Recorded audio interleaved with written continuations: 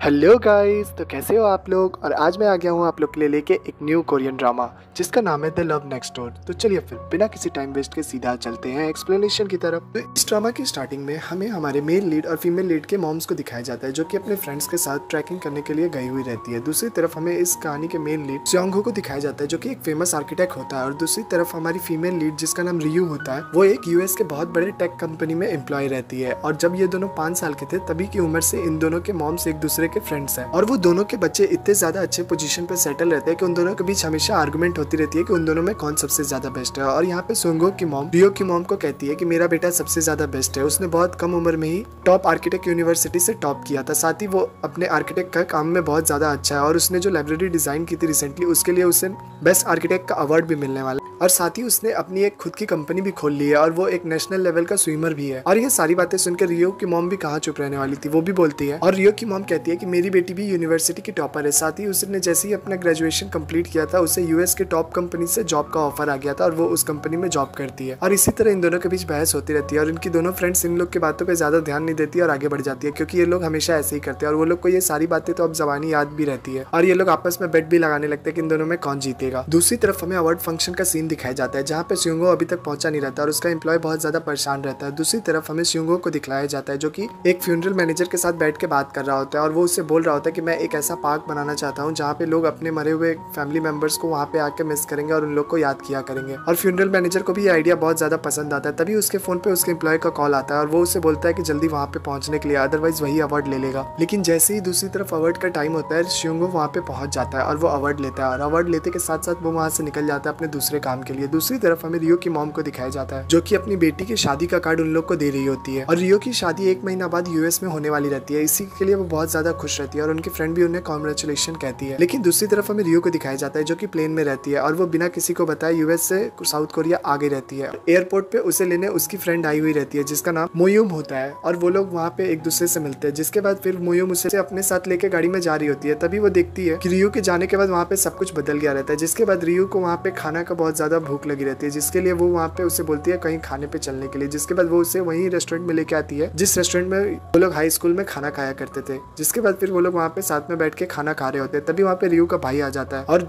रियो जैसे ही अपने भाई को देखती है वो मोयुम को लेके पीछे मुड़ के छुप जाती है और जब तक उसका भाई नहीं जाता वो लोग छुपी रहती है। जिसके बाद जैसे ही उसका भाई चला जाता है वो लोग ऊपर उठती है। तभी वहाँ पे मोयुम उससे पूछती है कि तुम मुझसे छुप क्यों रही हो। तभी रियो बोलती है कि मैं उन्हें सरप्राइज देना चाहती हूँ, इसलिए मैं उन लोग के सामने नहीं आना चाहती। जिसके बाद मोयुम भी मान जाती है। उसके बाद रियो मोयुम को भी बोलती है कि उसके साथ चलने के लिए उसके घर उसके मॉम डैड को सरप्राइज देने के लिए। जिसके बाद फिर वो दोनों तैयार होकर बैलून वैलून लेके उसके घर जा रही होती है। लेकिन तभी मोयुम को कोई इमरजेंसी कॉल आ जाता है जिसकी वजह से मोयुम को वहाँ से जाना पड़ता है। लेकिन रियो उससे जाने के लिए मना करती है और वो बहुत ज्यादा घबरा रही होती है क्योंकि उसने जरूर कुछ ना कुछ किया रहता है, इसीलिए वो अपने फैमिली को अकेले फेस करने से डर रही होती है। और रियो जैसे तैसे हिम्मत करके वहाँ पे घर जाने के लिए आगे बढ़ती है। तभी वो एक जगह पे रुक जाती है और वहाँ पे वो सोचने लगते हैं कि यहाँ पे बिल्डिंग किसने बना दिया, क्योंकि जब वो छोटी थी तो वहाँ पे एक सोना हुआ करता था और सोंगो और रियो की मॉम दोनों को वहाँ पे लेके जाया करती थी। और ये बात सोच के रियो थोड़ा सा एम्बेरस फील करती है। लेकिन तभी वहाँ पे पीछे से सोंगो आ जाता है और वो उसे देख के पूछता है कि कौन हो तुम। तभी वो पीछे मुड़ के देखती है तो उसे याद आ जाता है कि ये तो सोंगो है। जिसके बाद वो दोनों एक दूसरे को काफी सालों बाद देख रहे होते हैं। जिसके बाद रियो सोंगो से बोलती है कि तुम्हें क्या मतलब मैं कहीं भी रहूं। तभी सोंगो बोलता है कि तुम अभी मेरे जमीन पे खड़ी हो तो मुझे नहीं फर्क पड़ेगा तो किसे फर्क पड़ेगा, तुम प्लीज यहाँ से चली जाओ। जिसके बाद वो उसका पैर हटा देता है। तभी रियो गुस्से में वहाँ से जाने लगती है लेकिन वो देखती है कि आगे से उसके मॉम और डैड और उसके फैमिली मेंबर्स वहाँ से आ रहे होते हैं और उन लोग को देख के वो घबरा जाती है। जिसके बाद वो वहीं पे रखे एक बॉक्स के नीचे जाके छुप जाती है और रियो सिंगो से अपने हेल्प करने के लिए भी बोलती है। जिसके बाद वो लोग वहाँ पे आ जाते हैं और वहाँ पे सभी लोग सिंगो को कॉन्ग्रेचुलेट कर रहे होते हैं उसके नए ऑफिस के लिए। जिसके बाद उसकी मॉम उसे वहाँ से घर चलने के लिए बोलती है लेकिन सिंगो उन्हें बोलता है कि आप लोग जाइए, मैं कुछ देर बाद आता हूँ। जिसके बाद उन लोग की नजर वहाँ पे पड़े ट्रॉली पे पड़ती है और वो लोग उस ट्रॉली के बारे में पूछते हैं। लेकिन शुरुआत में तो सुंगो बोल देता है कि उससे नहीं पता, लेकिन फिर पीछे से रियो उसे मारती है और बोलती है कि वो मेरी ट्रॉली है। जिसके बाद सुंगो बोलता है कि मैं तो मजाक कर रहा था। फिर वो लोग भी उसकी हेल्प करने के लिए उसे बोल रही होती है लेकिन सुंगो जैसे तैसे मैनेज करके वो लोग को वहाँ से भेज देता है। जिसके बाद सुंगो रियो से पूछ रहा होता है कि तुम अपने फैमिली वाले से छुप क्यों रही हो, क्या बात है, मुझे पहले बताओ तभी मैं तुम्हें बाहर निकलने दूंगा। लेकिन रियो कुछ बोलती नहीं है और फिर वो कार्टून फाड़ के बाहर निकल जाती है। जिसके बाद सुंगो रियो से पूछता है कि तुम इन लोग से छुप क्यों रही हो, क्या बात है मुझे बताओ। लेकिन वो कुछ नहीं बोलती और टॉपिक घुमा के उससे उसका ऑफिस देखने के लिए बोलती है और वॉशरूम जाने के बहाने उसके ऑफिस में अंदर घुस जाती है। और सुंगो बार बार उसे वहां से जाने के लिए बोल रहा होता है लेकिन रियो उसकी बात नहीं मान रही होती और उससे इधर उधर की चीजें पूछ रही होती है। जिसके बाद वो उसके मना करने के बावजूद एक रूम में चली जाती है और गलती से उसका बैलेंस बिगड़ जाता है और वो गिरने वाली रहती है और उसके ऊपर एक कबर्ड गिरने वाला रहता है। जिसके बाद तुरंत सुंगो वहां पे आके उस कबर्ड को पकड़ लेता है लेकिन उसमें एक मेटल की रखी मूर्ति उसके पीठ पे गिर जाती है जिसकी वजह से उसे चोट लग जाता है। तब रियो उसके पास आके उसका शर्ट उठा के वो उसके चोट देखने लगती है। सुंगो मना करता है है, लेकिन तब भी रियो उसका शर्ट उठा के वो चोट देखती है जो कि उसके मार्क हो गया रहता है, लेकिन वहाँ पे एक और मार्क रहता है। और फिर हमें फ्लैशबैक का सीन दिखाया जाता है जहाँ पे बचपन में रियो सिंगू की मदद कर रही थी कुछ बच्चों से उससे बचाने के लिए, लेकिन तभी उसका धक्का सिंगू को लग जाता है और उसके पीठ पे कांटा चुभ जाता है और उसके पीठ पे आज तक उसी निशान रहता है। और ये चीज देख के रियो को काफी ज्यादा बुरा लगता है, जिसके बाद वो उससे पूछती है कि तुम्हारे पीठ पे इसका निशान अभी भी है। तभी सिंगू उससे बोलता है कि तुम जब भी मेरे आसपास रहती हो मेरे आसपास हमेशा खतरा रहता है, इसलिए मैं चाहता हूँ कि अब तुम प्लीज यहाँ से चली जाओ। जिसके बाद रियो भी बोलती है कि हाँ मुझे भी कोई शौक नहीं है तुम्हारे साथ यहाँ रहने का, और फिर वो वहाँ से जाने लगती है। तभी वहाँ पे सिंगू उस मूर्ति को उठा के बोलता है कि ये मूर्ति 17 मिलियन वॉन की है, और इतना सुनते ही रियो वापस आके उस मूर्ति को साफ करके ऊपर रख देती है और बोलती है देखो इसमें कुछ नहीं हुआ। जिसके बाद सिंगू भी बोलता है हाँ हो गया, अब ज्यादा नाटक मत करो और अपने घर जाओ और अपने मॉम डैड से बात करो, अगर कुछ प्रॉब्लम भी है तो बात करके उससे सॉल्व करो। जिसके बाद वो लोग घर जाने के लिए रेडी होते हैं। दूसरी तरफ हमें मोहिम को दिखाया जाता है जो कि एक आदमी को वहाँ पे लोकेशन पे पहुंची रहती है जिससे चोट लगी रहती है और वो ज्यादा ड्रंक होकर वहीं पे गिर गया रहता है, और मोहिम उसकी कंडीशन देख के समझ गई रहती है कि इस आदमी को डायबिटीज है और इसे बहुत ज्यादा चोट लगी है। जिसके बाद वो उसे हॉस्पिटल चलने के लिए बोलती है, लेकिन वो आदमी उल्टा मोहिम पे ही चिल्लाने लगता है और उसे अकेला छोड़ के यहाँ से जाने के लिए बोलता है। और मोहिम को ऐसे लोगों से टैकल करना अच्छे से आता था, जिसके लिए वो उन लोग को पीछे करके बोलती है कि तुम चुपचाप से मेरे साथ चलो, अदरवाइज इसका अंजाम बहुत ज्यादा बुरा होगा। जिसके बाद वो आदमी वहाँ पे एक बोतल फोड़ के उसे धमकाने लगता है और ये चीज देख के सब कोई पीछे चले जाते हैं। लेकिन तभी हमें इस कहानी का सेकंड लीड डैन को दिखाया जाता है। डैन वहाँ पे बीच में आके आगे खड़ा हो जाता है और उससे बोलता है कि मैं एक ब्लैक बेल्ट कराटे चैंपियन हो और तुम अगर अभी के अभी हॉस्पिटल नहीं चले तो इस अंजाम बहुत ज्यादा बुरा होगा। जिसके बाद वो उस पर हमला करने के लिए दौड़ने लगता है, लेकिन वो खुद ही गिर जाता है। लेकिन तभी पीछे से मोहिम आती है और एक किक में उस बोतल को गिरा देती है, और ये चीज देख के वो आदमी भी डर जाता है और हॉस्पिटल जाने के लिए रेडी हो जाता है। और दूसरी तरफ डैन को भी हाथ में चोट लग गया रहता है, इसलिए वो भी उनके साथ हॉस्पिटल जाता है। दूसरी तरफ हमें सियोंग और रियो को दिखाया जाता है जो कि साथ में घर आ रहे होते हैं। जिसके बाद उनके घर के सामने पहुंच के रियो रुक जाती है और वहाँ पे एक डिलीवरी बॉय को देख के पूछती है कि क्या वो मुझे अपना हेलमेट देगा। जिसके बाद उससे बोलता है कि तुम्हें हेलमेट क्यों चाहिए, हमारा घर सामने तो है। तभी रियो से बताती है कि मेरी मॉम मुझे मारेगी और उससे मार के बचने के लिए मुझे हेलमेट की जरूरत पड़ेगी। जिसके बाद वो वहीं पे बहुत सारे कपड़े पहनने लगती है ताकि उसके मॉम जब उसे मारे तो उससे चोट ना लगे। तभी सियोंग उससे पूछता है कि रीजन क्या है, क्यों वो इतनी ज्यादा डर रही है। तभी सियोंग की बातें सुनकर रियो उसे बता देती है और वो उससे बोलती है कि एक्चुअल में मैंने अपने मैरिज तोड़ ली है और साथ ही मैंने अपने यूएस वाली जॉब भी छोड़ दी है। और ये बात सुनकर सियोंग काफी ज्यादा शॉक हो जाता है। जिसके बाद वो उससे बोलता है क्या बोला तुमने। जिसके बाद रियो बोलती है कि हाँ मैंने अपने यूएस वाली जॉब छोड़ दी है। लेकिन तभी वो पीछे मुड़ने के लिए बोलता है। जैसे ही वो पीछे मुड़ती है वो देखती है उसकी मॉम वहीं पे खड़ी है, और ये बात सुनकर उसकी मॉम बहुत ज्यादा गुस्से में आ जाती है और उसके डैड तो एकदम बेहोशी हो जाते हैं। जिसके बाद उसकी मॉम उसे मारने के लिए वहाँ पे दौड़ने लगती है और वो बार बार आके सियोंग के पीछे छुप जाती है और सियोंग को चोट लगती रहती है। जिसके बाद रियो सियोंग का हाथ पकड़ के उसे लेके वहाँ से भाग जाती है और उसकी मॉम भी काफी देर तक उनका पीछा करती है। लेकिन फिर एक पॉइंट पे आके वो थक जाती है और वो रुक जाती है और वो लोग एक सेफ प्लेस पे जाके रुक जाते हैं और फिर वो अपने सारे एक्स्ट्रा कपड़े खोलने लगती है। तभी वहाँ पे सियोंग उससे पूछता है कि तुमने अपने जॉब और शादी एक साथ क्यों कैंसिल कर दी। जिसके बाद वो बताती है कि 10 साल से कंप्यूटर के सामने बैठ के काम करते करते उसका मन भर गया था और वो बहुत ज्यादा अपने लाइफ से फेड अप हो गई थी। वो उसे बताती है कि जैसे ही मेरी डिग्री कंप्लीट हुई मैं यूएस चली गई जॉब के लिए और उसके बाद मैंने 10 साल वहाँ पे काम किए, साथ ही मैंने वहाँ पे एक एंगेजमेंट भी कर ली। लेकिन अब मैं इन सब चीज़ों से बहुत ज़्यादा फेड अप हो गई थी और मुझे कुछ समझ में नहीं आ रहा था, जिसलिए मैं अपने लाइफ को वापस रिबूट करने के लिए कोरिया आ गई और सारी चीज़ें छोड़ के आ गई। और यूँ बोलती है कि मैं ये सारे एक्सक्यूज़ अपने मॉम को देने को समझ नहीं पा रही हूँ कैसे दूँ, क्योंकि उसकी मॉम उसकी बात नहीं सुनेगी। और ये बात को सुन के सियोंग भी उसके प्रॉब्लम समझता है। लेकिन तभी उसके भाई का उसके फ़ोन पे कॉल आ जाता है और वो सियोंग को बताता है कि अब मॉम का गुस्सा शांत हो गया और वो अब दीदी को कुछ नहीं करेगी, इसलिए आप दीदी को बोलो कि वो घर आ जाए। जिसके बाद सियोंग भी ऐसा ही करता है और वो सारी बात रियो को बता देता है। लेकिन रियो बोलती है कि ऐसा कुछ नहीं होगा, वो उसकी मॉम को बहुत अच्छे से जानती है, उसकी मॉम का ये सब प्लान होगा और वो चाहती है कि मैं घर आ जाऊँ ताकि वो उससे मार सके। और उसकी बातें सुनकर सियोंग बोलता है कि तुम ज्यादा टेंशन मत लो, तुम्हारी मॉम ऑलरेडी बहुत ज्यादा थक गई होगी क्योंकि तुमने उन्हें इतना भगाया, और साथ ही मैं तुम्हारे साथ चलूंगा तो तुम्हारे को कोई भी दिक्कत नहीं होगी। और उसकी बातें सुनकर रियो भी मान जाती है। दूसरी तरफ हमें मोहिम को दिखाया जाता है जिसके पास दान आता है और दान मोहिम के काम से इतना ज्यादा इंप्रेस हो गया रहता है कि वो उससे उसका नाम पूछता है। लेकिन उसकी बातें सुनकर मोहिम उसे बोलती है कि मैं पिछले 6 साल से पैरामेडिक हूँ और मैंने ना जाने कई लोग की जान बचाई, और उनमें से जिन लोगों ने भी मेरा नाम और नंबर लिया उन लोग से मैं आज तक दोबारा कभी नहीं मिली, इसीलिए मैं चाहूंगा कि तुम भी मेरे से नंबर ना लो।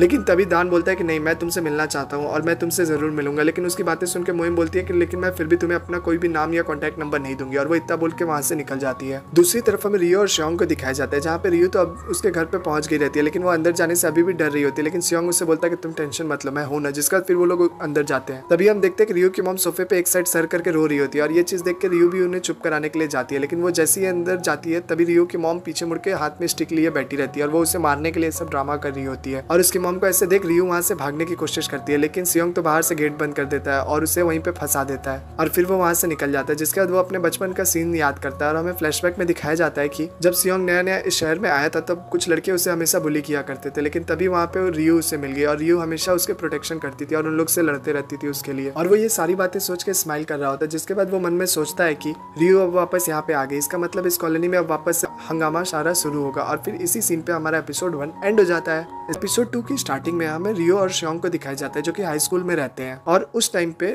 सियोंग को रियो जगह जगह पे पार्ट टाइम वर्क करने के लिए लेके जाया करती थी ताकि वो अपने पर्सनल एक्सपेंसेस खुद बियर कर सके। और आज वो उसे एक होटल में लेके आई हुई रहती है जहाँ पे उसे बर्तन धोने का पार्ट टाइम जॉब मिला हुआ रहता है, लेकिन उस रेस्टोरेंट यानी होटल में बहुत ज्यादा बर्तन रहते हैं और सियोंग तो बस वहाँ से भागने के फिराक में रहता है। लेकिन रियो सियोंग को भागने नहीं देती और वो उसका पैर पकड़ लेती है और उससे उसकी हेल्प करने के लिए बोलती है। जिसके बाद सियोंग भी थक हार के उसके बर्तन धोने में हेल्प कर ही देता है। जिसके बाद उस पैसे से रियो अपने मॉम के बर्थडे की तैयारी करती है और साथ ही वो अपने मॉम के लिए एक गोल्ड ब्रॉच भी खरीद के लेके जाती है और उसकी मॉम ये चीज देख के बहुत ज्यादा खुश हो जाती है। जिसके बाद फिर हमें प्रेजेंट का सीन दिखाया जाता है जहाँ पे रियो अपने मॉम के साथ बैठी रहती है और रियो की मॉम रियो से पूछ रही होती है कि क्या उसने अपने फियांसे का चीट किया या फिर उस लोग का झगड़ा हुआ, उसने क्यों रिश्ता तोड़ दिया। लेकिन रियो इस बात का कोई जवाब नहीं देती है और बात को घुमा देती है। जिसके बाद रियो की मॉम उससे उसका जॉब छोड़ने का रीजन पूछती है। तब रियो ने बताती है कि वो 10 साल से एक ही काम करते हुए बोर हो गई थी, इसलिए उसने सब जॉब छोड़ के यहाँ पे आ चुकी है। जिसके बाद उसकी मॉम उससे पूछती है कब उसका आगे का क्या प्लान है। तब रियो बोलती है कि कुछ नहीं और बस वो बेरोजगार रहना चाहती है और कोरियन फूड खा के अपनी लाइफ को कुछ दिन जीना चाहती है। और ये बात सुन के तो रियो की मॉम काफी ज्यादा गुस्सा हो जाती है, लेकिन वो जैसे उसे मारने वाली रहती है उसके डैड उसके स्टिक ले लेते हैं और उसे शांत करा देते हैं। लेकिन अब उसके बाद फिर हमें नेक्स्ट डे का सीन दिखाया जाता है जहाँ पे रियो की मॉम तो रियो से बात ही नहीं कर रही होती है और फिर कुछ देर बाद वहाँ पे सियोंग और मूहो भी आते हैं और रियो तो मूहो को देख के बस उसे हक कर लेती है। जिसके बाद फिर वो लोग साथ में खाने के लिए बैठते हैं, लेकिन वहाँ पे रियो की मॉम उन लोग से बात नहीं कर रही होती है और दूसरी तरफ रियो और उसके भाई में झगड़ा भी चल रहा होता है। लेकिन तभी रियो की मॉम उन लोग को वहाँ से डांट के चली जाती है। जिसके बाद वो किचन में आ जाती है। तभी रियो के पास मोएम आती है और वो उससे सारी चीज के पीछे रीजन पूछती है। तब रियो भी उनसे भी वही बात बताती है जो उसने अपनी मॉम को बात बताई थी। लेकिन उसके बाद फिर मूहो को कॉल आ जाता है किसी इमरजेंसी का और मोएम अपने काम पे वहाँ से निकल जाती है। और दूसरी तरफ हम देखते हैं कि रियो के रूम को स्टोर रूम बना दिया गया रहता है और उसके सारे सामान वहाँ से हटा दिया गया रहता है। लेकिन रियो तब भी वहाँ पे जमीन पे बेड लगा के सो रही होती है। तभी वहाँ पे सियोंग आता है और वो उसे इस तरह सोने से मना करता है और उससे कोई काम करने के लिए बोलता है। जिसके बाद रियो उसे अपने पास बुलाती है कुछ इंपॉर्टेंट बात बताने के बहाने, और जैसे ही सियोंग उसके पास आता है और रियो फिर सियोंग को गले को पकड़ लेती है और उसे दबाने लगती है और कल रात को उसके लॉक करके भागने के लिए उससे दबा रही होती है और उसके ऊपर चिल्ला रही होती है। तभी वहाँ पे सियोंग भी चिल्लाता है और उन लोग की आवाज सुनकर रियो की मॉम वहाँ पे आ जाती है और वो सियोंग को रियो से छुड़वाती है। जिसके बाद वो रियो को ही डांटने लगती है और फिर वो सियोंग को कांग्रेचुलेट करती है उसके नए ऑफिस के लिए और फिर वो राइस केक वहाँ से उसके लिए मंगवाती है और फिर रियो को ही उसके ऑफिस में वो राइस केक लेके जाने के लिए बोल देती है। और जब रियो और सियोंग साथ में ऑफिस पहुंचते हैं तब वहाँ पे सियोंग के एम्प्लॉयज के बीच में कुछ बहस हो रही होती है। तभी सियोंग को वहाँ पे आके सबको शांत कराता है। जिसके बाद रियो को वहाँ पे सी और उसका एम्प्लॉय देख के काफी ज्यादा खुश हो जाते हैं। जिसके बाद वो लोग उससे पूछते हैं उसके बारे में, क्योंकि सियोंग हमेशा रियो के बारे में ही उससे लोगों को बताया करता था। जिसके बाद फिर सी रियो से पूछता है कि उन लोग की दोस्ती कैसे हुई।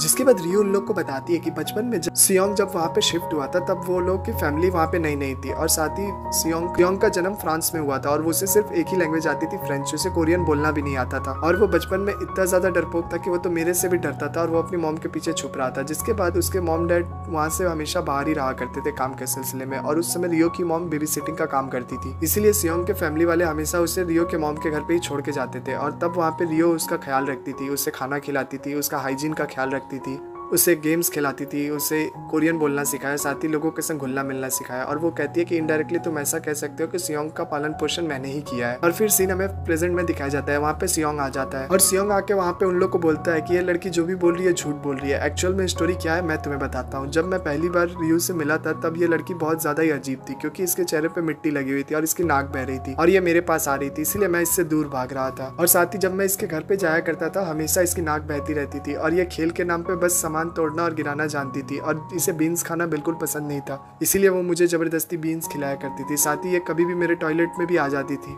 और लोगों के संग खेलते वक्त हमेशा ये मुझे ही लूजर बनाया करती थी। और तो और मेरे पॉकेट मनी के सारे पैसे भी ये लेके चली जाती थी और उसका चॉकलेट और आइसक्रीम खुद खाती थी। और यही सब बातों पे उन दोनों की बहस होने लगती है और उन दोनों के बहस को देख के मियोंग और लीना भी वहाँ से निकल जाते हैं। और तभी अचानक मियोंग के फोन पे किसी का कॉल आता है और वो कॉल के बाद मियोंग काफी ज्यादा घबरा जाता है। दूसरी तरफ हमें मोहल्ले का सीन दिखाया जाता है जहाँ पे उन लोग के मोहल्ले में ये सारी बात फैल चुकी थी कि रियो की शादी टूट गई है और साथ ही उसे जॉब से भी निकाल दिया गया। और ये बात से रियो की मॉम को काफी ज्यादा गुस्सा आ रहा होता है और वो अपने फ्रेंड के शॉप में आती है। लेकिन मॉम की फ्रेंड वहाँ पे आके रियो की मॉम को बताती है कि अगले हफ्ते सियोंग के ऑफिस की ओपनिंग है और वहाँ पे सियोंग की मॉम के और रियो की मॉम के सारे फ्रेंड्स लोग आने वाले हैं। और उन लोगों को रियो की मॉम ने बहुत ज्यादा रियो के बारे में बढ़ा चढ़ा के बोला रहता है कि उसका फियांसे लॉयर है, साथ ही उसे बहुत सारे कंपनी से ऑफर आते रहते हैं और रियो भी बहुत बड़े टेक कंपनी की एम्प्लॉय है। और ये सारी बातें सोच के रियो की मॉम काफी ज्यादा परेशान हो रही होती है। दूसरी तरफ हमें रियो को भी दिखाया जाता है जो कि खुद भी बहुत ज्यादा परेशान हो गई रहती है, उसे कोई भी काम में मन नहीं लग रहा होता है। और दूसरी तरफ रियो की मॉम ये सारा प्रॉब्लम जानने के लिए रियो के बॉयफ्रेंड यानी जिन को कॉल करती है और उससे शादी तोड़ने का रीजन पूछती है, लेकिन जिन उनका कॉल नहीं उठाता और तभी रियो वहाँ पे आ जाती है। और रियो के मॉम के फोन में जिन का कॉल देख के वो काफी ज्यादा गुस्सा करती है और जिन का नंबर उनके फोन से डिलीट कर देती है और उससे बोलती है कि तुम प्लीज जिन को कॉल मत करो, उसका इन सब चीजों से कोई लेना देना नहीं है। दूसरी तरफ हमें सियोंग को दिखाया जाता है जिसके पास मियोंग आके उसे बताता है कि उसके सारे प्रोजेक्ट्स को रोक दिया गया है, उन लोग के कुछ प्रॉब्लम्स हो गई और जिसकी वजह से उन लोग के ऑफिस की ओपनिंग भी अभी नहीं हो सकती है। और ये सारी चीजों की वजह से सियोंग और मियोंग काफी ज्यादा परेशान रहते हैं। दूसरी तरफ हमें रियो को दिखाया जाता है और हमें दिखाया जाता है कि रियो को ऑफिस से निकाल दिया गया रहता है और साथ ही उसका बॉयफ्रेंड उससे चीट कर रहा होता है और इन्हीं सब रीजंस की वजह से रियो वहाँ पे वापस आ गई रहती है। उसके बाद रात को रियो एक पौधा लेके आई हुई रहती है जो कि वो सियोंग के लिए लेके आई हुई रहती है और वो उसे देती है और उससे बोलती है कि कल तुम्हारे ऑफिस के ओपनिंग है, ये उसी के लिए गिफ्ट है। तभी सियोंग उसे कल ये गिफ्ट लेके आने के लिए बोलता है। दूसरी तरफ हमें नेक्स्ट डे का सीन दिखाया जाता है जहाँ पे रियो की मॉम और रियो साथ में रेडी हो रहे होते हैं, लेकिन तभी वो गोल्डन ब्रोच उन लोग को नहीं मिल रहा होता है। तभी रियो की मॉम परेशान होकर वहाँ से निकल जाती है उसके ओपनिंग सेरेमनी में और वहाँ पे पहुंचने के बाद जैसा रियो की मॉम ने सोचा था वैसा ही होता है। उसके सारे फ्रेंड्स लोग उन लोग के बारे में गॉसिप कर रहे होते हैं। साथ ही रियो की मॉम भी इस बारे में ना ज्यादा ध्यान देके अपने फेस पे झूठी स्माइल रखती है और लेकिन जैसे ही वो वॉशरूम में जाती है वहाँ पे उसके कुछ फ्रेंड्स आपस में उन लोग के बारे में गॉसिप कर रहे होते हैं क्योंकि उन लोग सारे लोग अपने लाइफ में सेटल रहते हैं, लेकिन रियो की मॉम सेटल नहीं रहती और वो अपनी बेटी के बल पे ही अपने आप को सबसे बड़ा दिखाया करती थी, लेकिन अब तो उसकी भी नौकरी चली गई और ये बात से रियो की मॉम काफी ज्यादा गुस्से में रहती है और वहाँ से निकल रही होती है। दूसरी तरफ रियो को भी वो गोल्डन ब्रोच मिल गया रहता है और वो वहाँ पे आती है अपनी मॉम को देने के लिए, लेकिन तभी बाहर में रियो को सियोंग देख लेता है और वो उसे अपने साथ अंदर लेके आ जाता है। लेकिन जैसे ही रियो की मॉम उसे वहाँ पे देखती है वो काफी ज्यादा घबरा जाती है और वो उससे गोल्डन ब्रोच लेके उसे वहाँ से जाने के लिए बोलती है क्योंकि वो डर रही होती है कि उसकी फ्रेंड्स अगर वहाँ पे आ गई तो वो लोग रियो से काफी ज्यादा सवाल पूछेंगे, जिसके बाद रियो को भी कुछ समझ में नहीं आ रहा होता। लेकिन तभी वहाँ पे रियो की मॉम की फ्रेंड्स आ जाती है और जैसा कि रियो की मॉम ने सोचा था वो सारे लोग रियो से काफी ज्यादा सवाल पूछने लगते हैं। तभी रियो की मॉम किसी के कुछ भी बोलने से पहले बोल देती है कि रियो बस यहाँ पे छुट्टियों में आई है और उसने वो कंपनी का जॉब इसलिए छोड़ा है क्योंकि उसे और भी ज्यादा बड़े बड़े कंपनी से ऑफर आ रहे थे, इसीलिए उसने वो जॉब छोड़ दिया और वो कुछ दिन में यहाँ से मिलकर हम लोग से वापस चली जाएगी। और वो इतना बोल के रियो को वहाँ से लेके आ जाती है और रियो को ये बात से काफी ज्यादा बुरा लगा रहता है, जिसके बाद वो घर में अपनी मॉम से बोलती है कि आप कभी भी नहीं चाहती थी ना कि मैं यहाँ पे वापस आऊँ, इसीलिए आपने मेरे रूम को भी स्टोर रूम बना दिया, क्या मैं आपको लिए इतना एम्बेरसमेंट फील करवाती हूँ। और ये बात सुनकर रियो की मॉम कुछ भी नहीं बोलती और सीधा उसे बोलती है कि तुम बस अपना सामान पैक करो और यूएस निकलो, तुम्हारी असली जगह वहीं पे है। जिसके बाद रियो की मॉम उसके सामान लेके नीचे फेंकने लगती है और रियो को भी कुछ समझ में नहीं आ रहा होता। वो अपनी मॉम को बोल रही होती है कि आप मेरे साथ ऐसा क्यों कर रही हो, क्या मैंने कोई क्राइम किया है। जिसके बाद रियो की मॉम उसे बोलती है कि मैंने तुम्हें पाल पोस के इतना बड़ा क्यों बनाया था, इसीलिए क्या यही दिन देखने के लिए तुम मेरे को ऐसा फील करवा रही हो। जिसके बाद रियो की मॉम उसे बोलती है कि मैंने तुम्हें बहुत मेहनत से पढ़ाया, तुम्हें यूएस भेजा और तुम्हें इतनी बड़ी कंपनी में जॉब मिला, तुम मेरी प्राइड हो और तुम ये सब छोड़ के कैसे यहाँ पे आ सकते हो। जिसके बाद रियो उससे बोलती है कि मुझे आपकी प्राइड बनने का कोई शौक नहीं, मैं बस आपकी बेटी बन के यहाँ पे रहना चाहती हूँ। लेकिन रियो की मॉम उसकी कोई भी बात नहीं सुनती और वो बस अपने प्राइड वाले डायलॉग पे ही लगे रहते हैं। जिसके बाद रियो को काफी ज्यादा हर्ट होता है और वो वहाँ से निकल जाती है और दूसरी तरफ हम देखते हैं सियोंग भी बाहर खड़ा इन लोग की बातें सुन रहा होता है। जिसके बाद वो रियो को देखने के लिए जाता है और रियो एक पार्क में जाके बैठी हुई रहती है और झूला झूल रही होती है। तभी वहाँ पे सियोंग आ जाता है और सियोंग उसके पास आके बैठ जाता है और उससे उसका हाल पूछता है। तब वो सियोंग के सामने झुटमुट का हंस रही होती है और अपने बचपन के किस्से सुना सुना के खुद ही बहुत ज्यादा हंसे जा रही होती है और ये सारी चीजें देख सियोंग समझ जाता है कि रियो काफी ज्यादा सैड है, इसीलिए वो ऐसा कर रही है। जिसके बाद वो बोलता है कि तुम प्लीज मेरे सामने तो ऐसा दिखावा मत करो, अगर तुम रोना चाहती हो तो तुम रो सकते हो। जिसके बाद रियो काफी ज्यादा रोने लगती है और सियोंग उसे कंसोल करता है। और दूसरी तरफ रियो के मॉम को भी ये उसकी गलती रियलाइज हो जाती है और वो फिर रियो का सामान लेके उसके रूम में जाके रख देती है और वो खुद भी बहुत ज्यादा रोती है। दूसरी तरफ जैसे ही वो अगले दिन सुबह उसके रूम में जाती है तो रियो वहाँ पे नहीं रहती, रियो सुबह सुबह कहीं निकल गई रहती है। और दूसरी तरफ सियोंग के कंपनी में भी एक प्रोजेक्ट आ गया रहता है और उन लोग का काम वापस से शुरू हो जाता है, इसलिए वो लोग भी बहुत ज्यादा खुश हो जाते हैं। जिसके बाद फिर हमें शाम का सीन दिखाया जाता है जहाँ पे रियो घर आती है और वो फिर किसी से बिना कुछ बोले अपने रूम की तरफ चली जाती है। लेकिन वो जैसे ही अपने रूम का गेट खोलती है वो एकदम शॉक हो जाती है क्योंकि रूम का पूरा नक्शा ही बदल गया रहता है। जिसके बाद वो दौड़ते हुए मॉम मॉम बोलते हुए नीचे आती है और फिर वो अपनी मॉम से पूछती है कि ये सब क्या आपने किया। तभी उसके डैड आके उसे बताते हैं कि ये सारी चीजें उसकी मॉम ने करवाई है, उन्होंने सुबह सुबह सियोंग को कॉल किया था और सियोंग से उस रूम का आर्किटेक्चर बदलने के लिए कहा। जिसके बाद उसका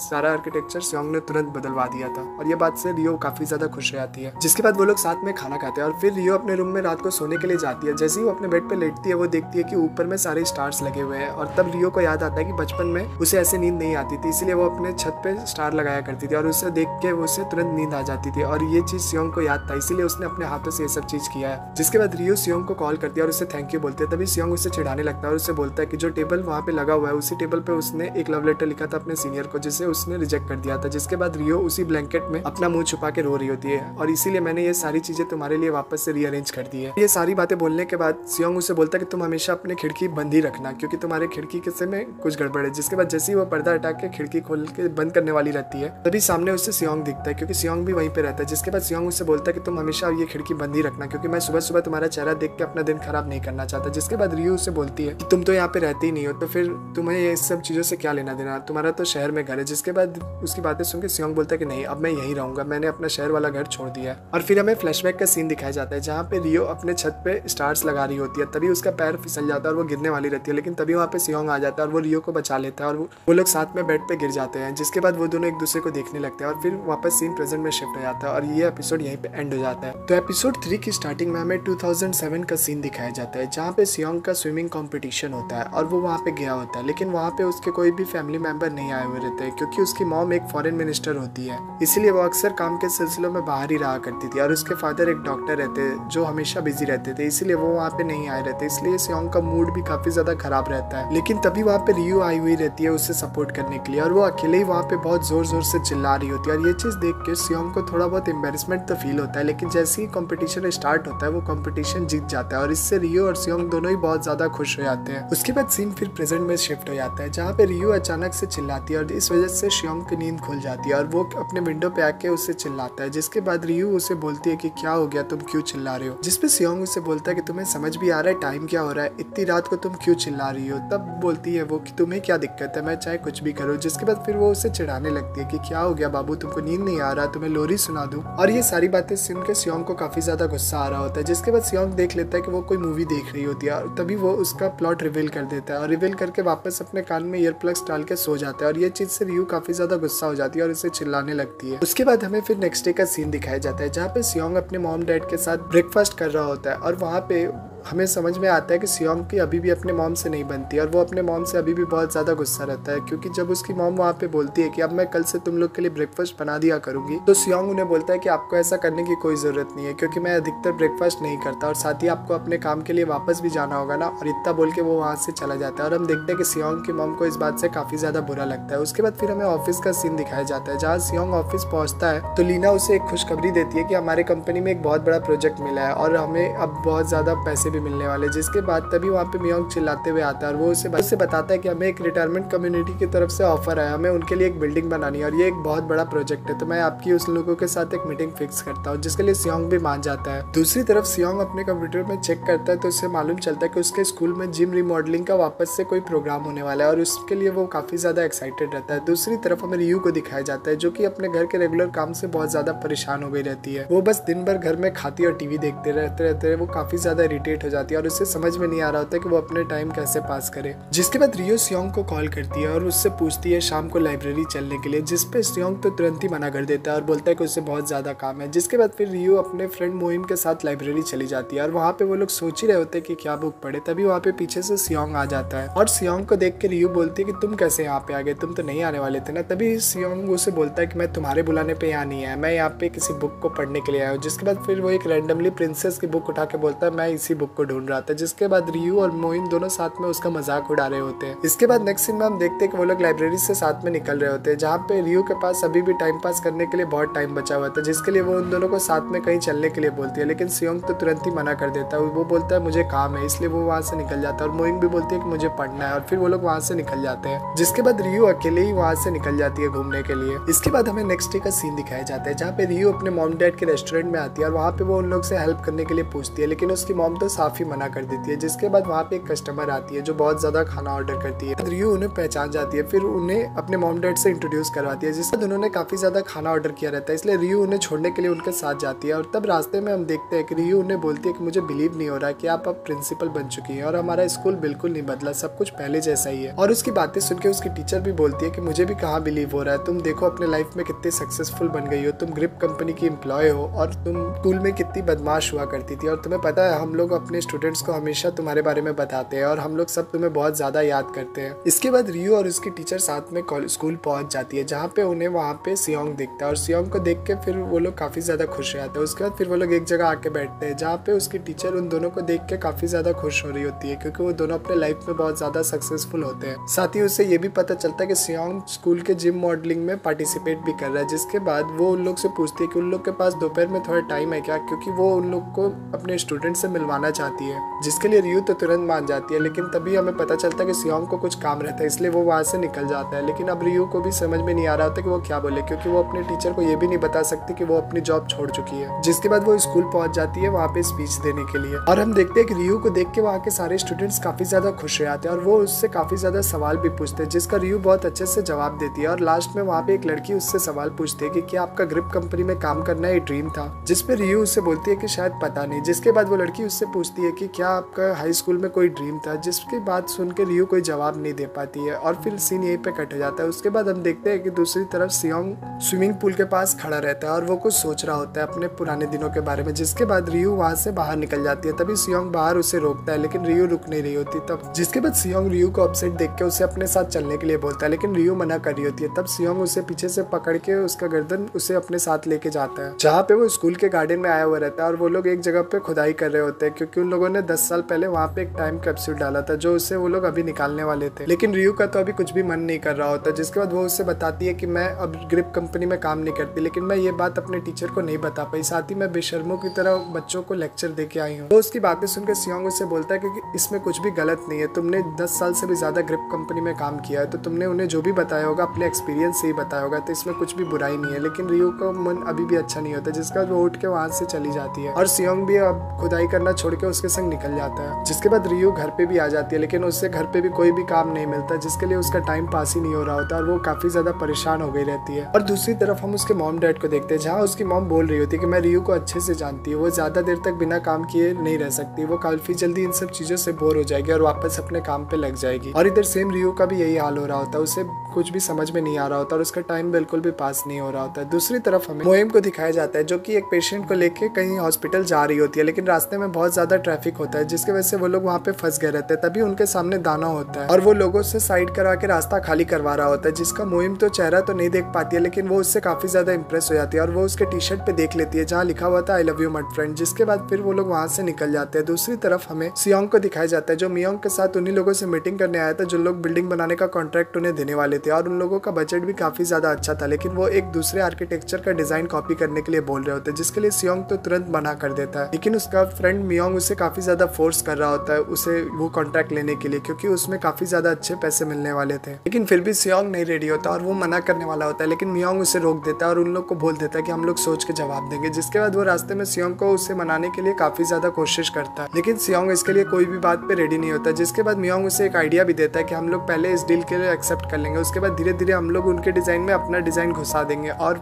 इस तरह हम लोग का डिजाइन कॉपी भी नहीं होगा और हम लोग ओरिजिनल भी अपना काम कर पाएंगे। लेकिन सियोंग इसके लिए बिल्कुल तैयार नहीं होता और मना कर देता है। दूसरी तरफ हमें मियोंग और उसके टीम को दिखाया जाता है, जहाँ मियोंग के टीममेट्स और वो लोग उसी लड़के के बारे में बात कर रहे होते हैं और वो लोग उसे काफी ज्यादा अच्छा लड़का बोल रहे होते हैं। तभी वहाँ पे मियोंग के लिए एक डिलीवरी आ जाती है और वो डिलीवरी और कोई नहीं दान ने ही भेजी होती है, जिसमें उसने एक लेटर भी लिखा रहता है कि कल के लिए शुक्रिया मिस मियोंग। और ये चीज देख के मियोंग काफी ज्यादा खुश होती है और सोचती है कि इसे मेरा नाम कैसे पता चला। दूसरी तरफ हमें रियू को दिखाया जाता है, जिसे एक सीईओ ने मिलने के लिए बुलाया हुआ रहता है और वो उसे एक जॉब ऑफर करती है, जिसमें सेम ग्रिप जैसा ही काम रहता है और अच्छी सैलरी भी रहती है। लेकिन इस चीज से रियू को खुशी नहीं मिलती है, जिसके लिए वो उसे बोल देती है कि मैं सोच के बताऊंगी। दूसरी तरफ देखते हैं कि सियोंग भी वहीं से कहीं जा रहा होता है, लेकिन वो रियू को वहाँ पे देख लेता है, जिसके बाद वो उसका वेट करता है बाहर। तभी रियू वहाँ पे आ जाती है, जिसके बाद रियू सारी बात सियोंग को भी बताती है कि उसे एक जॉब मिले है जो बिल्कुल सेम ग्रिप जैसा ही है और एक अच्छी सैलरी भी है, और वो बोलती है कि अब मैं एडजस्ट भी कर लूंगी क्योंकि मुझे कोई ना कोई काम करना है। तभी वहाँ पे सियोंग उससे बोलता है कि क्या तुम्हें सच में वो काम करना है, क्योंकि तुमने ही मुझे कहा था कि तुम ग्रिप में काम करते करते उब गई हो और तुम्हें एक रिबूट की जरूरत है, तो फिर तुम वापस क्यों उसी लाइफ में जाना चाहती हो। तो उसकी बातें सुनकर रियू बोलती है तुम्हें इससे क्या फर्क पड़ता है। तभी उसकी बात का जवाब देते हुए सियोंग बोलता है कि मैं तुम्हें अच्छे से जानता हूँ, जब तुम कोई काम सच में करना चाहती हो तब तुम्हारे आंखों में एक अलग ही एक्साइटमेंट रहता है और तुम उस काम के लिए बहुत ज्यादा डेस्परेट रहती हो। लेकिन मुझे अभी ऐसा कुछ भी नहीं दिख रहा, मुझे तुम बहुत ज्यादा नॉर्मल लग रही हो और तुम्हें जिसमें कोई इंटरेस्ट नहीं है ऐसा दिख रहा है। और वो उससे बोलता है कि मैं यही विश करूंगा कि तुम अपने मनपसंद का काम कर पाओ और तुम्हें जो ड्रीम ड्रीम है तुम उसे फुलफिल करो। जिसके बाद वो बोलती है कि ड्रीम देखने का हक नहीं है मुझे, ड्रीम उन्हीं का होता है जो अपने लाइफ में इजीली मूव ऑन कर सके और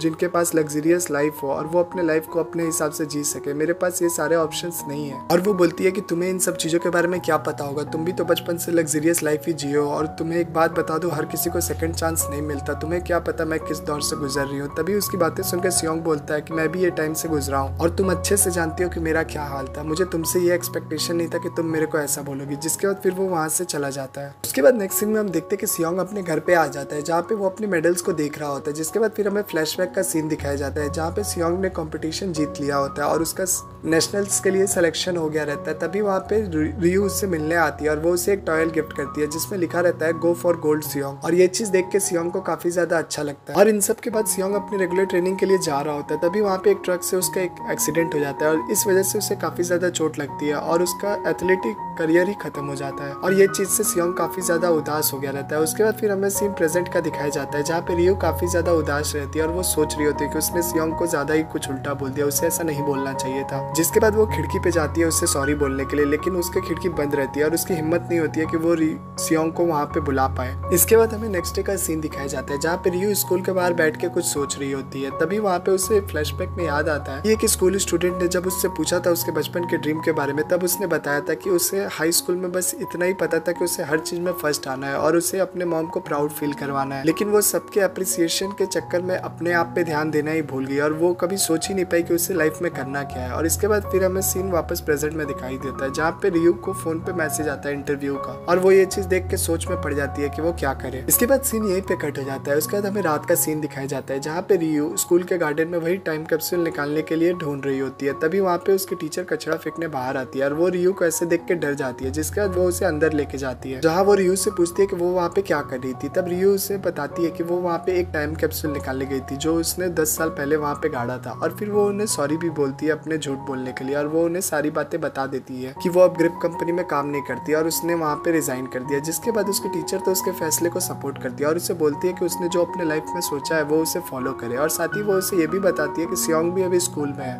पुल के पास, तो तुम चाहो तो उससे मिल सकते हो। जिसके बाद रियू वहाँ पे सियोंग से मिलने जाती है और उधर हम देखते हैं कि सियोंग ने ऑलरेडी टाइम कैप्सूल निकाल लिया रहता है और वो रियू का ही लेटर पढ़ रहा होता है और वो रियू को देख के काफी जोर जोर से उसका लेटर पढ़ने लगता है और इस चीज से रियू काफी ज्यादा एम्बेरसमेंट फील कर रही होती है। जिसके बाद वो उसके पीछे पीछे लेटर लेने के लिए भागने लगती है। तभी सियोंग उसका लेटर लेके स्विमिंग पूल में कूद जाता है और वो उससे बोलता है कि अगर तुम्हें लेटर चाहिए तो तुम भी पानी में आओ। जिसके बाद रियू उसे बोलती है कि तुम तो अच्छे से जानते हो ना कि मुझे तैरना नहीं आता, फिर भी तुम मुझे पानी में बुला रहे हो। तभी सियोंग उसे बताता है कि जब से मेरा एक्सीडेंट हुआ था उसके बाद आज मैं जाके पानी में उतरा हूँ और मुझे काफी ज्यादा अच्छा लग रहा है। तभी वो उसे बताता है कि तुझे याद है जब मुझे एक्सीडेंट के बाद मुझे पता चला था कि मैं अब वापस स्विमिंग कभी नहीं कर सकता, तो मैंने अपने आप को एक कमरे में लॉक कर लिया था और मैं किसी से भी बात नहीं कर रहा था। जिसके बाद हमें फिर फ्लैशबैक का सीन दिखाया जाता है जहाँ सियोंग उदास होकर अपने रूम में रहता है। तभी वहाँ पे रियू आ जाती है और रियू उसे कभी भी अकेला नहीं छोड़ती थी। और इधर हम देखते हैं कि सियोंग की कंडीशन काफी ज्यादा डिप्रेशन वाली हो गई थी और उसे कुछ भी अच्छा नहीं लग रहा था। लेकिन फिर भी रियू उसके लिए उसके फेवरेट कॉमिक्स लेके आती थी और उससे बात करने की कोशिश करती थी। लेकिन सियोंग उससे एकदम बात नहीं करना चाहता था, इसलिए वो उसे रूम से बाहर निकाल के रूम लॉक कर देता है। लेकिन रियू तो उसके रूम में चाबी लगा के वापस अंदर आ जाती है। जिसके बाद सियोंग परेशान होकर उससे चाबी लेके उसे रूम से बाहर निकाल देता है। जिसके बाद रियू फिर भी नहीं रुकती और वो सीढ़ी लगा के उसके खिड़की से अंदर आने लगती है। तभी सियोंग जैसे ही खिड़की खोल के उसे देखता है रियू डर जाती है और फिर वो नीचे गिरने वाली रहती है। तभी सियोंग उसका हाथ पकड़ के उसे अंदर लेके आ जाता है। जिसके बाद सियोंग उसे बोलता है कि तुम क्या पागल हो गई हो, तुम अगर इतनी ऊंचाई से गिरती तो तुम मर जाती। जिसके बातें सुनकर रियू उसे बोलती है कि मैं वैसे अभी मैं मरने वाली थी, तुमने दरवाजा क्यों बंद किया। जिसकी बातें सुनकर सियोंग बोलता है कि तुम क्या पागल हो, मैंने तुम्हारी अभी जान बचाई और तुम अभी मेरे ऊपर ही चिल्ला रही हो। तब रियू उसे बोलती है कि अगर मैं पागल हो तो तुम जंगली हो, समझे। और साथ ही वो उसे बोलती है कि अगर मैं यहाँ से चली गई तो तुम यहाँ पे क्या करोगे, अपनी लूजर जैसी शक्ल लेके अपने आप को वापस देखने लगोगे और अपने आप से ही बात करने लगोगे। और उसकी बातें सुन के सियोंग को काफी ज्यादा गुस्सा आता है और वो उसे चिल्लाने लगता है और उसे काफी ज्यादा सुनाता है। जिसके बाद ही वो शांत होता है। रियू उसे बोलती है कि फाइनली मैंने कई दिनों बाद तेरी आवाज सुनी, तुम खुद से क्यों पागल वाली हरकत कर रहे हो। और इसके बाद वो अपने बैग से एक कुल्हाड़ी निकालती है और उसे बोलती है कि अगर दोबारा तुमने ऐसा किया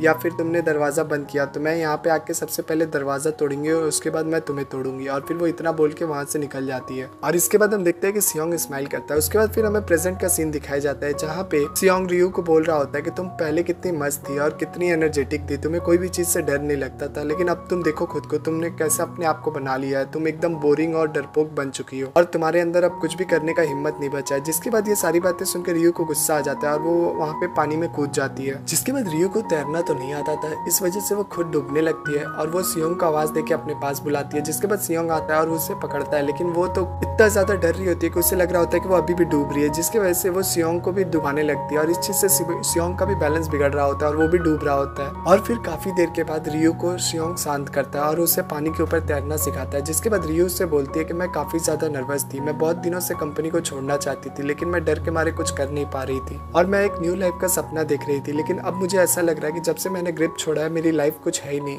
मेरे ग्रिप के बिना मेरी कोई अपनी पहचान ही नहीं है। जिसकी बातें सुन के सियोंग भी बोलता है कि जब मैंने स्विमिंग छोड़ी थी मुझे भी ऐसा ही लग रहा था कि स्विमिंग के बिना मेरी कोई अपनी लाइफ ही नहीं है। मुझे ऐसा लगता था कि मैं एक स्टार्टिंग लाइन पे खड़ा हूँ और सब लोग आगे निकल गए हैं और मुझे ऐसा डर लगता था कि शायद मैं कभी अपनी लाइफ में कुछ कर नहीं पाऊंगा। लेकिन उसकी बातें सुनकर रियू बोलती है कि तुमने आखिरकार तुमने अपनी लाइफ हासिल कर ली, तुमने एक अपनी नई पहचान बनाई। तो फिर सियोंग बोलता है कि जैसे मुझे अपने न्यू ड्रीम और न्यू लाइफ मिल गई, तुम्हें भी मिल जाएगी, तुम्हें बस कोशिश करते रहनी चाहिए। के बाद रियू उससे पूछती है कि क्या तुम्हें दोबारा लाइफ में स्विमिंग करने का मौका मिले तो क्या तुम करोगे। तभी वहाँ पे सियोंग उसे जवाब देता है कि हाँ मैं करूंगा, लेकिन मैं आर्किटेक्टर भी रहूंगा, मैं उसे कभी नहीं छोड़ूंगा। जिसके बाद सियोंग रियू से पूछता है कि अब तुम बारी बारी तुम भी मुझे जवाब दो, क्या तुम्हें वापस ग्रिप में जाने का मौका मिले तो क्या तुम जाओगी। तभी उसकी बातें सुनकर रियू बोलते हैं नहीं कभी नहीं। जिसके बाद वो बोलता है कि मुझे एक और सवाल का जवाब चाहिए, अगर तुम्हें अपने शादी तोड़ने से पहले वाले टाइम में जाने का मौका मिले तो तुम क्या करोगी। तभी रियू बोलते हैं कि मैं उस टाइम में कभी जाना ही नहीं चाहती और इतना बोलते रियू डूबने लगते हैं। जिसके बाद सियोंग उसे होल्ड कर लेता है। फिर हमें फ्लैशबैक का सीन दिखाया जाता है जब वो लोग हाई स्कूल में होते हैं, तब उन लोगों ने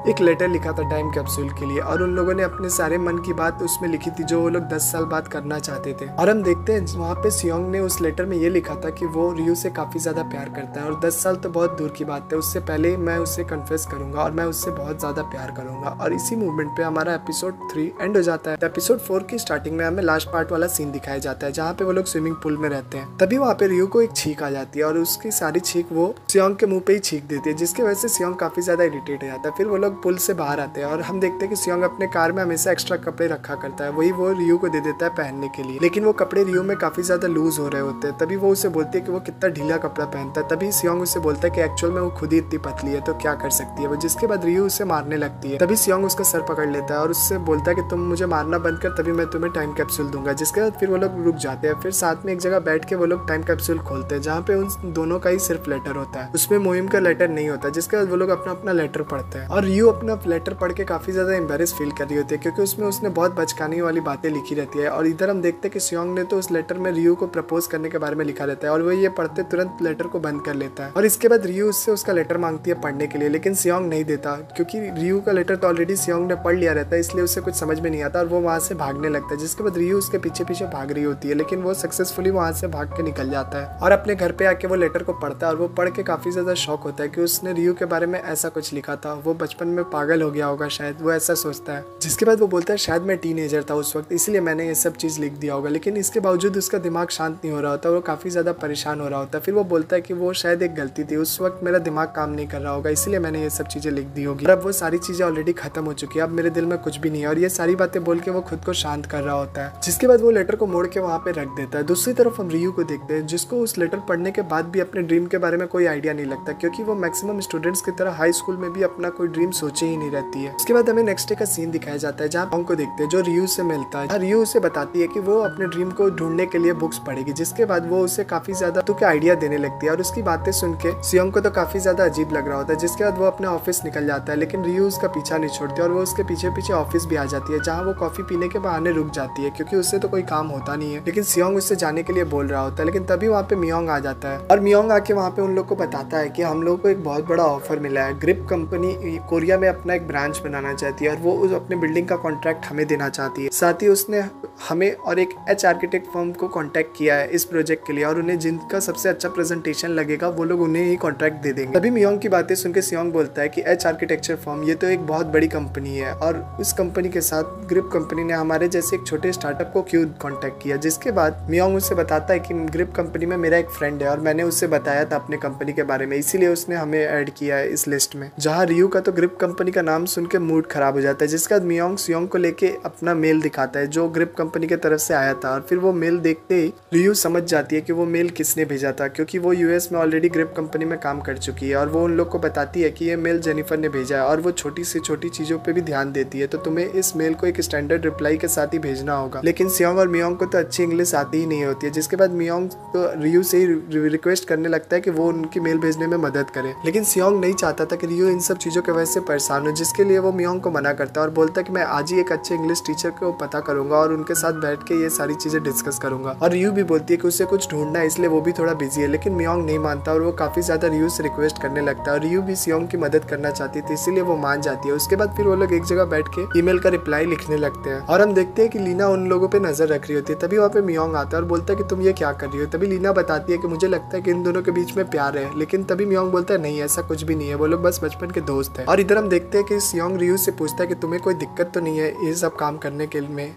तुम्हें ग्रिप की वजह से परेशानी तो नहीं होगी। तभी रियू बोलती है परेशान तो होगी लेकिन कोई बात नहीं, मैं तुम्हारे लिए कुछ भी कर सकती हूँ। जिसके बाद सियोंग उसे देखने लगता है। तभी रियू आके उसे बताती है कि उसका काम हो गया, उसने मेल का रिप्लाई कर दिया और फिर वो उसे साथ में खाने के लिए चलने बोलती है। तभी वो बोलता है कि नहीं मुझे बहुत काम है इसलिए मैं नहीं जा सकता। तभी रियू उसे बोलती है कि तुमने बस सुबह से एक सैंडविच ही खाया है, तुम्हें अपने खाने पीने पे ध्यान देना चाहिए, तुम्हें काम के चक्कर में अपना खाना नहीं स्किप करना चाहिए। लेकिन सियोंग उससे बोलता है कि अगर तुम्हें भूख लगी है तो तुम जा सकती हो, वैसे भी तुम्हारा काम हो गया तो तुम यहाँ पे क्या करोगे। लेकिन रियू तो जाने का नाम ही नहीं लेती। वो उसे बताती है कि मैं अपने साथ कॉमिक्स लाई हूँ, मैं यहाँ पे बैठ के कॉमिक्स पढ़ूंगी। जिसके बाद वो फिर से शुरू हो जाती है और वो उससे बोलती है कि क्या मुझे बास्केटबॉल कोच बनना चाहिए। तभी सियोंग उससे बोलता है कि तुम्हें बास्केटबॉल खेलना नहीं आता और तुम वापस से स्टार्ट मत हो जाओ, तुम घर जाओ और अपने मॉम के साथ अपने काम करो और मेरे को डिस्टर्ब मत करो। जिसके बाद फिर हमें दूसरी तरफ सियोंग की मॉम को दिखाया जाता है जो वाइस मिनिस्टर से मिलती है और वो उनसे पूछती है कि अब मेरी ड्यूटी कहाँ है। तब वो उन्हें बोलते हैं कि तुम्हें जल्दी ही बता दिया जाएगा कि अब तुम्हारी नेक्स्ट ड्यूटी कहाँ है। दूसरी तरफ हमें मोहिम को दिखाया जाता है जो कि एक ड्रिंक लेने के लिए जाती है। तभी वहाँ पे उसे दान मिल जाता है और जो ड्रिंक मोहिम को लेना रहता है उसी ड्रिंक को दान भी पकड़ लेता है। तभी वो दोनों एक दूसरे को देख के काफी ज्यादा शॉक हो जाते हैं। तभी दान उससे पूछता है कि तुम क्या यहीं पे रहती हो। तब मोहिम बोलती है हाँ। तब वो बोलता है कि मैं भी यहाँ पे नया नया शिफ्ट हुआ। और इधर मोहिम भी उससे पूछती है कि तुम्हें मेरा नाम कैसे पता चला। जिसपे दान बोलता है कि मैं कभी भी किसी का हेल्प किया हुआ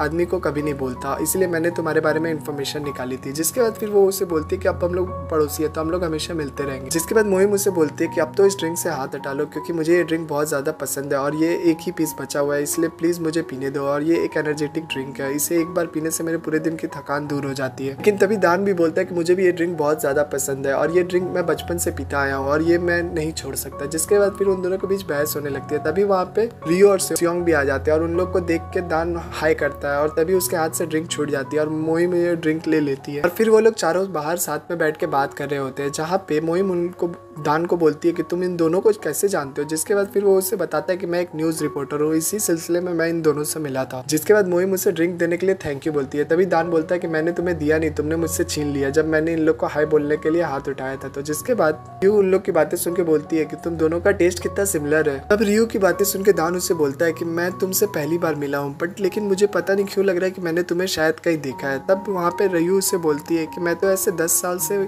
कोरिया में थी ही नहीं, लेकिन मैं इतनी खूबसूरत हूँ कि लोगों को अक्सर ये गलतफहमी हो जाती है। तभी उसकी बातें सुन के सियोंग उसका मजाक उड़ाने लगता है। जिसके बाद उन दोनों का बहस शुरू होने वाली थी तभी दान उन लोग को सॉरी बोल के उन लोग को मैटर को खत्म कर देता है। तभी वो उन लोग से पूछता है कि तुम तीनों क्या बचपन के दोस्त हो। तभी सियोंग उसे बताता है कि तुम ऐसा कह सकते हो क्योंकि हमारी मॉम्स भी फ्रेंड्स थी, इसीलिए हम लोग बचपन से ही एक साथ है। जिसके बाद सियोंग दान से उसके पुराने घर के बारे में पूछता है, लेकिन दान इस बात का जवाब नहीं देता और बहाना बना के वहां से निकल जाता है। जिसके बाद ये चीज से मोहिम को काफी ज्यादा अजीब लग रहा होता है और फिर वो लोग तीनों इस बारे में ही बात करते हुए आ रहे होते हैं। तभी सियोंग उससे बोलता है कि तुम्हें इन सब चीजों के बारे में ज्यादा सोचने की जरूरत नहीं, शायद उसे बताने का मन नहीं था इसीलिए उसने नहीं बताया। जिसके बाद रियो मोहिम से पूछती है कि मैंने टाइम कैप्सूल निकाला लेकिन उसमें तुम्हारा लेटर नहीं मिला, तुमने क्या अपना लेटर निकाल लिया था। तब मोहिम उसे बताती है कि हाँ मैंने तो अपना लेटर निकाल लिया था। तब रियो मोहिम से पूछती है कि क्या तुमने हमारा लेटर पढ़ा था। तब मोहिम बोलती है कि हाँ मैंने पढ़ा था। जिसके बाद ये बात सुनकर सियोंग थोड़ा घबराने लगता है। तभी रियो उससे पूछती है कि इस सियोंग धोखेबाज के लेटर में क्या लिखा था, इसने मेरा लेटर तो पढ़ लिया लेकिन अपना नहीं पढ़ता मेरे को। जिसके बाद वो सियोंग की तरफ ही देखने लगती है। तभी मोहिम बोलने ही वाली होती है इसलिए सियोंग फोन का बहाना करके वहाँ से साइड में चला जाता है। तभी मोहिम रियो को बोल देती है कि मुझे याद नहीं कि उसमें क्या लिखा होता है, वैसे भी कुछ बकवास बातें लिखी हुई थी। जिसके बाद ये चीज़ सुनकर सियोंग को अच्छा लगता है, फिर वो वापस उन लोग के साथ आ जाता है। इसके बाद हमें नेक्स्ट डे का सीन दिखाया जाता है जहाँ पे सियोंग, मियोंग और रियो ग्रिप कंपनी के आदमी के साथ बात कर रहे होते हैं और वहाँ पे एक लड़की उनका प्रेजेंटेशन ऑनलाइन ले रही होती है और साथ ही वो उन्हें बोलती है कि हमारे कंपनी के लोग कोरिया जाएंगे और वहाँ पे वो लोग आपका प्रेजेंटेशन देखेंगे, उसके बाद हम लोग डिसाइड करेंगे कि हमें किसका प्रोजेक्ट किसको देना है। और ये सारी बातें सुन के मियोंग तो काफी ज्यादा खुश हो रहा होता है और वो दोनों नॉर्मली रहते हैं। जिसके बाद वो लोग साइड में काम पे करने चले जाते हैं। तभी हम देखते हैं कि उन लोग का वीडियो कॉल चालू रहता है और रियो उन लोग की बातें सुन रही होती है, जहाँ पे वो लड़की उन्हें बोल रही होती है कि वैसे भी हम लोग ये कॉन्ट्रैक्ट तो एच आर्किटेक्चर फर्म को ही देंगे, ये तो एक स्टार्टअप कंपनी है और इन लोग पे हम लोग वैसे भी भरोसा नहीं कर सकते, ये एक फॉर्मेलिटीज के तौर पे ही होगा कि हम लोग बस वहाँ पे जाके इन लोग का प्रेजेंटेशन देख लेंगे, क्योंकि एक रिकमेंडेशन है तो हमें पूरा करना ही होगा। और ये सारी बातें सुन लेती है रियो और रियो को ये सुनकर एकदम भी अच्छा नहीं लग रहा होता है। दूसरी तरफ हमें दान को दिखाया जाता है जो कि मोहिम के घर के बगल में ही रहता है और वहाँ पे मोहिम की मॉम कुछ सामान उठा के कहीं लेके जा रही होती है। तभी वहाँ पे दान आ जाता है और वो उनके हाथ से सामान लेके खुद लेके जाने लगता है और ये चीज से मोहिम की मॉम काफी ज्यादा खुश हो जाती है। दूसरी तरफ हम मोहिम को देखते हैं जो कि दान के बारे में सर्च कर रही होती है और उससे वहाँ पे मालूम चल जाता है कि दान असलियत में एक न्यूज़ रिपोर्टर ही है और जिससे उसे समझ में आ जाता है कि दान झूठ नहीं बोल रहा था। तभी मोहिम जब अपने घर की तरफ आ रही होती है तभी उसे वहाँ पे एक छोटी बच्ची दिखती है जो कि गार्डन में कुछ ढूंढ रही होती है। तभी मोहिम उसके पास आ जाती है उसकी हेल्प करने के लिए। तभी वो उससे पूछती है कि वो क्या ढूंढ रही है। तब वो लड़की उसे बताती है वो एक यूएफओ को टुकड़ा ढूंढ रही है, क्योंकि उसे अच्छे से पता है कि कल रात को उसने एक यूएफओ को देखा था जो कि यहीं पे क्रैश हुआ था। और उसकी बातें सुन के मोहिम तो काफी ज्यादा इंप्रेस हो जाती है और वो उससे बोलती है कि क्या तुम सच में एलियन में बिलीव करती हो? मैं भी एलियन में बिलीव करती हूँ। तभी वो लड़की उससे बहुत सारे एग्जांपल्स देने लगती है एलियंस के होने का और ये बात सुन के मोहिम काफी ज्यादा इंप्रेस हो जाती है और वो बोलती है कि तुम इतनी अच्छी और समझदार हो और मैं तुम्हारी हेल्प करूंगी उस यूएफओ को ढूंढने में। और फिर वो उसके संग बैठ जाती है, लेकिन वो लड़की बोलती है कि इसकी कोई जरूरत नहीं है, मैं इसे अकेले ही ढूंढ लूंगी, क्योंकि मेरे पापा बोलते हैं कि कभी किसी स्ट्रेंजर से बात नहीं करना चाहिए, इसलिए मैं आपसे कोई भी बात नहीं करना चाहती। और उसकी सारी बातें सुन के मोहिम तो काफी ज्यादा उससे इंप्रेस हो जाती है। दूसरी तरफ हम दानो को देखते हैं जो कि मोहिम की मॉम का सामान लेके एक ऑफिस में आ गया रहता है और वहाँ पे उनका सामान रख देता है और वहाँ पे रियो की मॉम भी होती है। तभी वहाँ पे दान रियो की मॉम से अपना इंट्रो देता है और फिर वो वहाँ से निकल जाता है। जिसके बाद रियो की मॉम मोहिम की मॉम को बोलती है कि दान कितना अच्छा है ना, वो एक न्यूज रिपोर्टर है, स्ट्रॉन्ग है, वो रियो के लिए कैसा रहेगा। जिसके बाद से रियो का शादी करवाने के बारे में सोचने लगती है। तभी मोहिम की मॉम बोलती है कि ऐसा कभी नहीं हो सकता। तभी रियो की मॉम पूछती है क्यों। तब मोहिम की मॉम जैसे ही उसे बताने वाली रहती है उन्हें एक कॉल आ जाता है और वो उधर साइड में चली जाती है और इधर रियो की मॉम तो मनी मन दान को रियो के लिए अच्छा लड़का समझ रही होती है और उससे शादी करने के बारे में सोच रही होती है। इसके बाद नेक्स्ट सीन में हम मोहिम को देखते हैं जो कि कई रास्ते में जा रही होती है और वो सॉसेस खा रही होती है। तभी उसे रास्ते में वही लड़की दिखती है जो अभी भी उस एलियन के ट्रेसेस को ढूंढ रही होती है। तभी मोहिम आके उससे मिलती है। उस लड़की को भूख लगी होती है। तभी मोहिम अपने सॉसेस उसे ऑफर करती है, लेकिन वो लेने से मना करती है। वो बोलती है कि मेरे डैड ने किसी अनजान पर्सन से कुछ भी लेने के लिए मना किया है। जिसके बाद मोहिम उसे चॉकलेट्स ऑफर करती है, लेकिन वो बोलती है कि आप बहुत चालाक हो, आप मुझे चॉकलेट खिला के किडनैप करोगे ना। मेरे डैड ने ऐसे ही कहा है कि स्ट्रेंजर्स पहले चॉकलेट खिलाते हैं और फिर बच्चों को किडनैप कर लेते हैं, इसलिए मैं आपसे कोई भी चीज नहीं लूंगी। जिसके बाद वो पुलिस को फोन करने लगती है। तभी मोहिम उसे रोकती है और बोलती है कि मैं भी पुलिस ही हूँ, आपने वो गाड़ी देखी है ना जो किसी भी घायल आदमी की मदद करती है। और फिर वो उसके गाड़ी के सायरन निकाल कर उससे सुनाने लगती है। तभी वो बच्ची उससे बोलती है कि आप पैरामेडिक हो। फिर मोहिम को शौक होता है कि वो लड़की कितनी इंटेलिजेंट है। जिसके बाद वो हाँ बोलती है। दूसरी तरफ हमें जहाँ सियोंग के पास रियो आती है और वो उसे बाहर चलने के लिए बोलती है। तभी सियोंग उसे मना कर देता है और बोलता है कि उसे प्रेजेंटेशन बनाना है। तभी रियो गुस्से में उसे बोलती है कि कोई जरूरत नहीं है उन चीप लोगों के संग काम करने के लिए, उन लोगों ने पहले ही डिसाइड कर लिया कि वो लोग तुम्हारे प्रेजेंटेशन को देखने के बाद भी तुम्हें नहीं लेंगे, उन लोगों को एच कंपनी के साथ ही काम करना है। जिसके बाद सियोंग उससे शॉकिंगली पूछता है कि तुम्हें ये सब कैसे पता। तब रियो उसे बताती है कि उस समय प्रेजेंटेशन के मीटिंग के टाइम हमारा कॉल नहीं कट हुआ था और वो लोग जब आपस में बात कर रहे थे तब मैंने ये सारी बातें सुन ली थी। जिसके बाद सियोंग उससे बोलता है कि तुम प्लीज ये सारी बातें मियोंग को मत बताना। मियोंग बहुत ज्यादा एक्साइटेड है और वो इस चीज से काफी ज्यादा सैड हो जाएगा। साथ ही उन लोगों ने कोई ऑफिशियल अनाउंसमेंट नहीं किया, इसलिए मुझे तो अपना काम करना ही होगा। लेकिन उसके बाद रियो उससे बोलती है कि तुम बेकार की मेहनत क्यों कर रहे हो, तुम्हें पता नहीं है वो लोग बहुत बुरे हैं, उन लोगों को तुम्हारी प्रेजेंटेशन से कोई लेना देना भी नहीं है और हम लोग अच्छे तरीके से जानते हैं कि तुम कितने ज्यादा कैपेबल हो, तुम अपनी एनर्जी और टाइम इस चीज में इन्वेस्ट मत करो, ये लोग वर्थलेस है। फिर उसकी बातें सुन के सियोंग उससे बोलता है कि तुम शायद मुझे नहीं जानती, मैं अपना काम कभी भी झूठे या फिर दिखावे के तौर पे नहीं कर सकता, मैं जो भी करता हूँ परफेक्शन के साथ करता हूँ। फिर उसके बाद रियो गुस्सा हो जाती है और वो वहाँ से निकल जाती है। इसके बाद नेक्स्ट सीन में हम डोंगजी को देखते हैं जो कि एक जिम का ट्रेनर होता है। तभी वहाँ पे लीना आती है एडमिशन कराने के लिए। तभी डोंगजी लीना को देख के उससे वहाँ से जाने के लिए बोल रहा होता है और साथ ही वो इस जिम की खराबियां उसे बताने लगता है। लेकिन तभी वहाँ पीछे से उस जिम का मालिक आ जाता है जो उससे साइड करके लीना को अपने साथ लेके चला जाता है वापस वहाँ पे एडमिशन कराने के लिए। दूसरी तरफ हमें रियू को दिखाया जाता है जो मोहिम के साथ बैठी रहती है, जहाँ पे मोहिम उस लड़की के बारे में रियू को बता रही होती है। तभी रियू उससे उस लड़की का नाम पूछती है। तब मोहिम उससे बोलती है कि उसने उस लड़की का नाम या एड्रेस पूछना तो भूल गई। जिसके बाद मोहिम को इस बात का बड़ा अफसोस हो रहा होता है क्योंकि वो उस लड़की से दोबारा मिलना चाहती होती है। जिसके बाद रियू उससे खाना खाने के बाद वॉक पे चलने के लिए बोलती है। तभी मोहिम बोलती है ठीक है हम लोग सियोंग को भी बुला लेते हैं। तब रियू मना कर देती है और उससे बोलती है कि अगर वो आएगा तो वो नहीं जाएगी। और उसकी बातें सुनकर मियोम समझ जाती है कि इन दोनों के बीच में वापस से कोई झगड़ा हुआ है। जिसके बाद दूसरी तरफ हमें सियोंग और मियोंग को दिखाया जाता है जो लोग साथ में बैठकर प्रेजेंटेशन के काफी ज्यादा तैयारी कर रहे होते हैं और मियोंग तो काफी ज्यादा एक्साइटेड होता है। साथ ही मोहिम काफी ज्यादा अच्छे आइडिया भी दे रहा होता है जो कि उस प्रेजेंटेशन के लिए होते हैं। और ये चीज से सियोंग काफी ज्यादा उदास हो रहा होता है क्योंकि उसे लग रहा होता है कि अगर जैसा रियू ने बताया अगर वो लोग ने ये कॉन्ट्रैक्ट हमें नहीं दिया तो इससे मियोंग काफी ज्यादा उदास हो जाएगा। लेकिन वो अभी मियोंग को कुछ भी नहीं बताता और उन लोग साथ में मिलकर प्रेजेंटेशन का काम कंटिन्यू रखते हैं। इसके बाद नेक्स्ट सीन में हमें मोहिम और डैन को दिखाया जाता है जो कि एक टॉफी लेने स्टोर में आए हुए रहते हैं। लेकिन जैसे ही मोहिम उस चॉकलेट पे हाथ रखती है डैन भी वही चॉकलेट लेने वाला होता है। जिसके बाद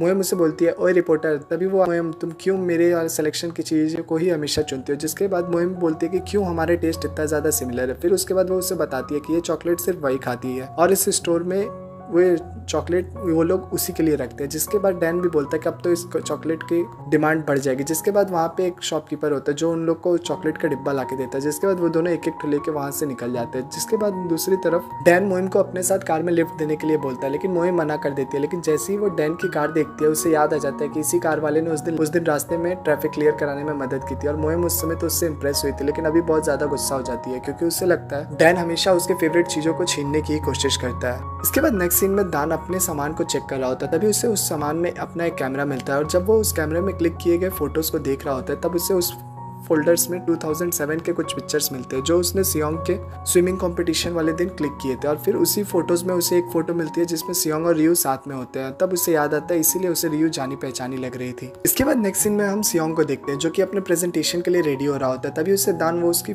और रियू के साथ की फोटो भेजता है और फिर उसे सारी बातें बता देता है। जिसके बाद वो और मियोंग साथ में प्रेजेंटेशन के लिए निकल रहे होते हैं। तभी मियोंग रियू के बारे में पूछता है। तब सियोंग उसे बोलता है कि वो नहीं आ रही। लेकिन जैसे ही वो लोग बाहर निकलते हैं बाहर रियू खड़ी होती है। जिसके बाद वो लोग साथ में निकल जाते हैं और फिर वहाँ पे पहुंचने के बाद सियोंग रियू से पूछता है कि तुम तो नहीं आने वाली थी फिर तुम यहाँ पे कैसे आ गई। जिसके बाद रियू से बताती है कि मुझे लगा कि यहाँ पे वो लोग तेरे को अगर इंग्लिश में गाली भी देंगे तो भी तू नहीं समझ पाएगा, इसलिए मैं यहाँ पे कम से कम उन लोग को गाली तो दे पाऊंगी। यही सोच के मैं यहाँ पे तेरी मदद करने आ गई। जिसके बाद सियोंग उससे बोलता है हाँ गाली देने में तो तुम बहुत ज्यादा माहिर हो। और इसी तरह इन दोनों के बीच में सुलह भी हो जाती है। इसके बाद हम देखते हैं कि वहाँ पे ग्रिप्स कंपनी के सारे लोग आ जाते हैं और वहाँ पे क्रिस नाम का आदमी भी आया हुआ रहता है जो कि उस कंपनी का प्रोडक्शन डिजाइनर होता है। और उसे देख के रियू को एकदम भी अच्छा नहीं लग रहा होता और रियू भी उसके संग ऑलरेडी काम कर चुकी रहती है। इसके बाद फिर प्रेजेंटेशन के टाइम भी रियू का ध्यान प्रेजेंटेशन पे नहीं रहता और वो बहुत शांत रहती है। तभी क्रिस वहाँ पे रियू की तारीफ करने लगता है और बोलता है कि रियू हमारी बेस्ट एम्प्लॉय थी, साथ ही वो अकेले कई लोग का काम भी कर देती थी। और वो बोलते हैं कि अचानक से रियू एक दिन उनके पास में और उन लोग को बोला कि उसे कोरिया वापस जाना है। जिसके बाद वो सारी कंपनी का काम छोड़ के वहाँ से आ गई थी और वो लोग काफी ज्यादा डिसअपॉइंटेड थे। लेकिन आज उन लोग को रियू को देख के काफी ज्यादा अच्छा लग रहा है। और तभी हमें दिखाया जाता है कि रियू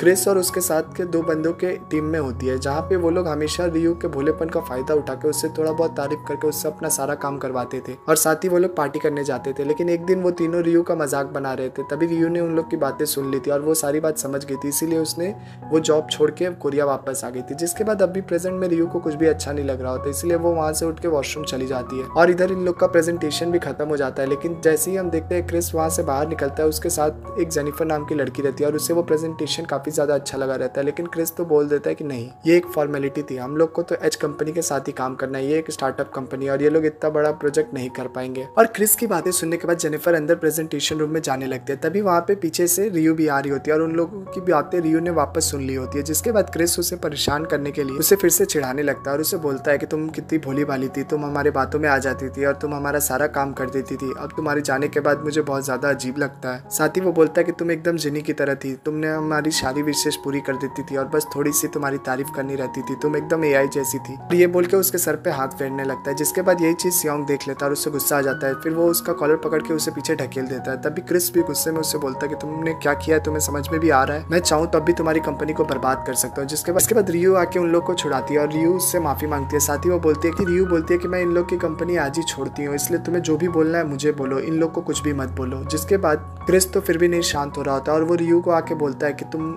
सबको मैं इतनी आसानी से नहीं छोड़ूंगा, अगर तुम चाहती हो कि मैं इन लोग को माफ कर दूं तो तुम मेरे पैरों में गिर के मुझे प्लीज बोलो, तब मैं इन लोग को माफ करूंगा। और उसकी बातें सुनकर रियू को भी गुस्सा आ जाता है। जिसके बाद रियू से एक पंच मारती है और वो उससे बोलती है कि सॉरी तो मेरी जुत्ती भी नहीं बोलेगी। और रही बात प्लीज की, वो उसके बाद एक लात उसे और ज्यादा मारती है और उससे बोलती है कि पहला थप्पड़ मेरी दोस्तों को इंसल्ट करने के लिए और ये एक लात एक फॉर्मल कलीग की तरफ से, अगर तुम दोबारा मेरे फ्रेंड्स या किसी को भी नुकसान पहुंचाने की कोशिश करोगे तो फिर मैं तुम्हारा वो हल करूंगी जो तुम्हें कोई आइडिया भी नहीं होगा। तुम्हारे सारे फाइनेंशियल फ्रॉड के मेरे पास प्रूफ है और अगर तुमने कभी भी गलती से भी मेरे दोस्त की कंपनी की तरफ आंख उठा के भी देखा तो मैं तुम्हारे को इतना बुरी हाल करूंगी जिसका तुमने कभी सोचा भी नहीं होगा। और इतना कुछ बोल के रियू वहां से निकल जाती है और सियोंग उसके पीछे पीछे जा रहा होता है। तभी रियू उससे बोलती है कि उसे कुछ देर अकेला रहना है। जिसके बाद रियू आगे आगे चल रही होती है और सियोंग पीछे पीछे उसे दूर से ही फॉलो कर रहा होता है। जिसके बाद हील्स की वजह से रियू के पाँव में दर्द होने लगता है। तभी उसके लिए सियोंग एक स्लीपर्स लेके आता है और उसे स्लीपर्स पहनाता है। जिसके बाद रियू उससे सारी बातें बता देती है और बोलती है कि इसीलिए मैं वहाँ की कंपनी छोड़ के कोरिया वापस आ गई। जिसके बाद सियोंग उससे बोलता है कि तुमने बिल्कुल सही किया, तुम उन लोग के लिए अच्छा करती थी, लेकिन वो लोग जो तेरे साथ कर रहे थे उसे हरासमेंट कहते हैं। लेकिन अभी भी रियू का मूड अच्छा नहीं हुआ रहता। जिसके बाद सियोंग उसे कर्स वैली नाम की एक जगह पे लेके आ जाता है जहाँ पे माना जाता है कि अगर किसी के भी बारे में दिल से लिखो तो वो चीज सच हो जाती है। जिसके बाद वो दोनों वहाँ पे क्रिस के बारे में बुरा भला लिख के वहाँ पे लॉक लगा देते हैं। लेकिन तभी वहाँ पे सियोंग के फोन पे मियोंग का कॉल आता है और वो उससे बताता है कि उसे ग्रिप कंपनी का कॉन्ट्रैक्ट मिल गया है, लेकिन उस ब्रांच ऑफिस का नहीं बल्कि एक बड़ा सा और कोई दूसरा प्रोजेक्ट। और ये चीज से सियोंग तो काफी ज्यादा खुश हो जाता है। जिसके बाद मियोंग उसे बताता है कि एक्चुअल में जब तुम लोग वहाँ से निकल गए थे तब वो क्रिस मेरे के पास आके मुझे काफी ज्यादा इंसल्ट कर रहा था और बुरा भला बोल रहा था, लेकिन मैंने वो सारी चीजें रिकॉर्ड कर ली। और साथ ही ग्रिप कंपनी का वाइस प्रेसिडेंट मेरा इंस्टाग्राम पे फ्रेंड है और मैंने उसे वो सारी वीडियो क्लिप भेज दी। और साथ ही जेनिफर को भी हमारा प्रेजेंटेशन काफी ज्यादा अच्छा लगा था, इसीलिए वो कॉन्ट्रैक्ट हमें मिल गया और क्रिस को भी उस कंपनी से निकाल दिया गया है। और फिर सियोंग ये सारी बातें रियू को बताता है और रियू तो ये चीज एकदम शॉकी हो जाती है। जिसके बाद वो खुश होकर उस सियोंग को हक कर लेती है। और इसके बाद फिर हमें फ्लैशबैक का सीन 2007 का दिखाया जाता है जब रियू उसका कंपटीशन में उसे चेयर अप करने आई थी। जिसके बाद सियोंग उससे बाहर में आके मिलता है और उससे बोलता है कि आज तो तुम्हारा एग्जाम था, फिर तुम यहाँ पे कैसे आ गई? तभी रियू उससे बोलती है कि एग्जाम इंपॉर्टेंट नहीं है, तुम्हारा कंपटीशन इंपॉर्टेंट था, इसीलिए मैं एग्जाम छोड़ के यहाँ पे आ गई। जिसके बाद सियोंग खुश होकर उसे मोबाइल गिफ्ट करने के लिए बोलता है, लेकिन रियू मना कर देती है। जिसके बाद सियोंग अपना मेडल उतार के उसके गले में पहना देता है और ये चीज देख के रियू को काफी ज्यादा अच्छा लगता है। और तभी वहाँ पे दान ने उस लोग को फोटो क्लिक की होती है। इसके बाद फिर वो लोग वहाँ से साथ में जा रहे होते हैं और तभी हम देखते हैं वॉइस ओवर में सियोंग बता रहा होता है कि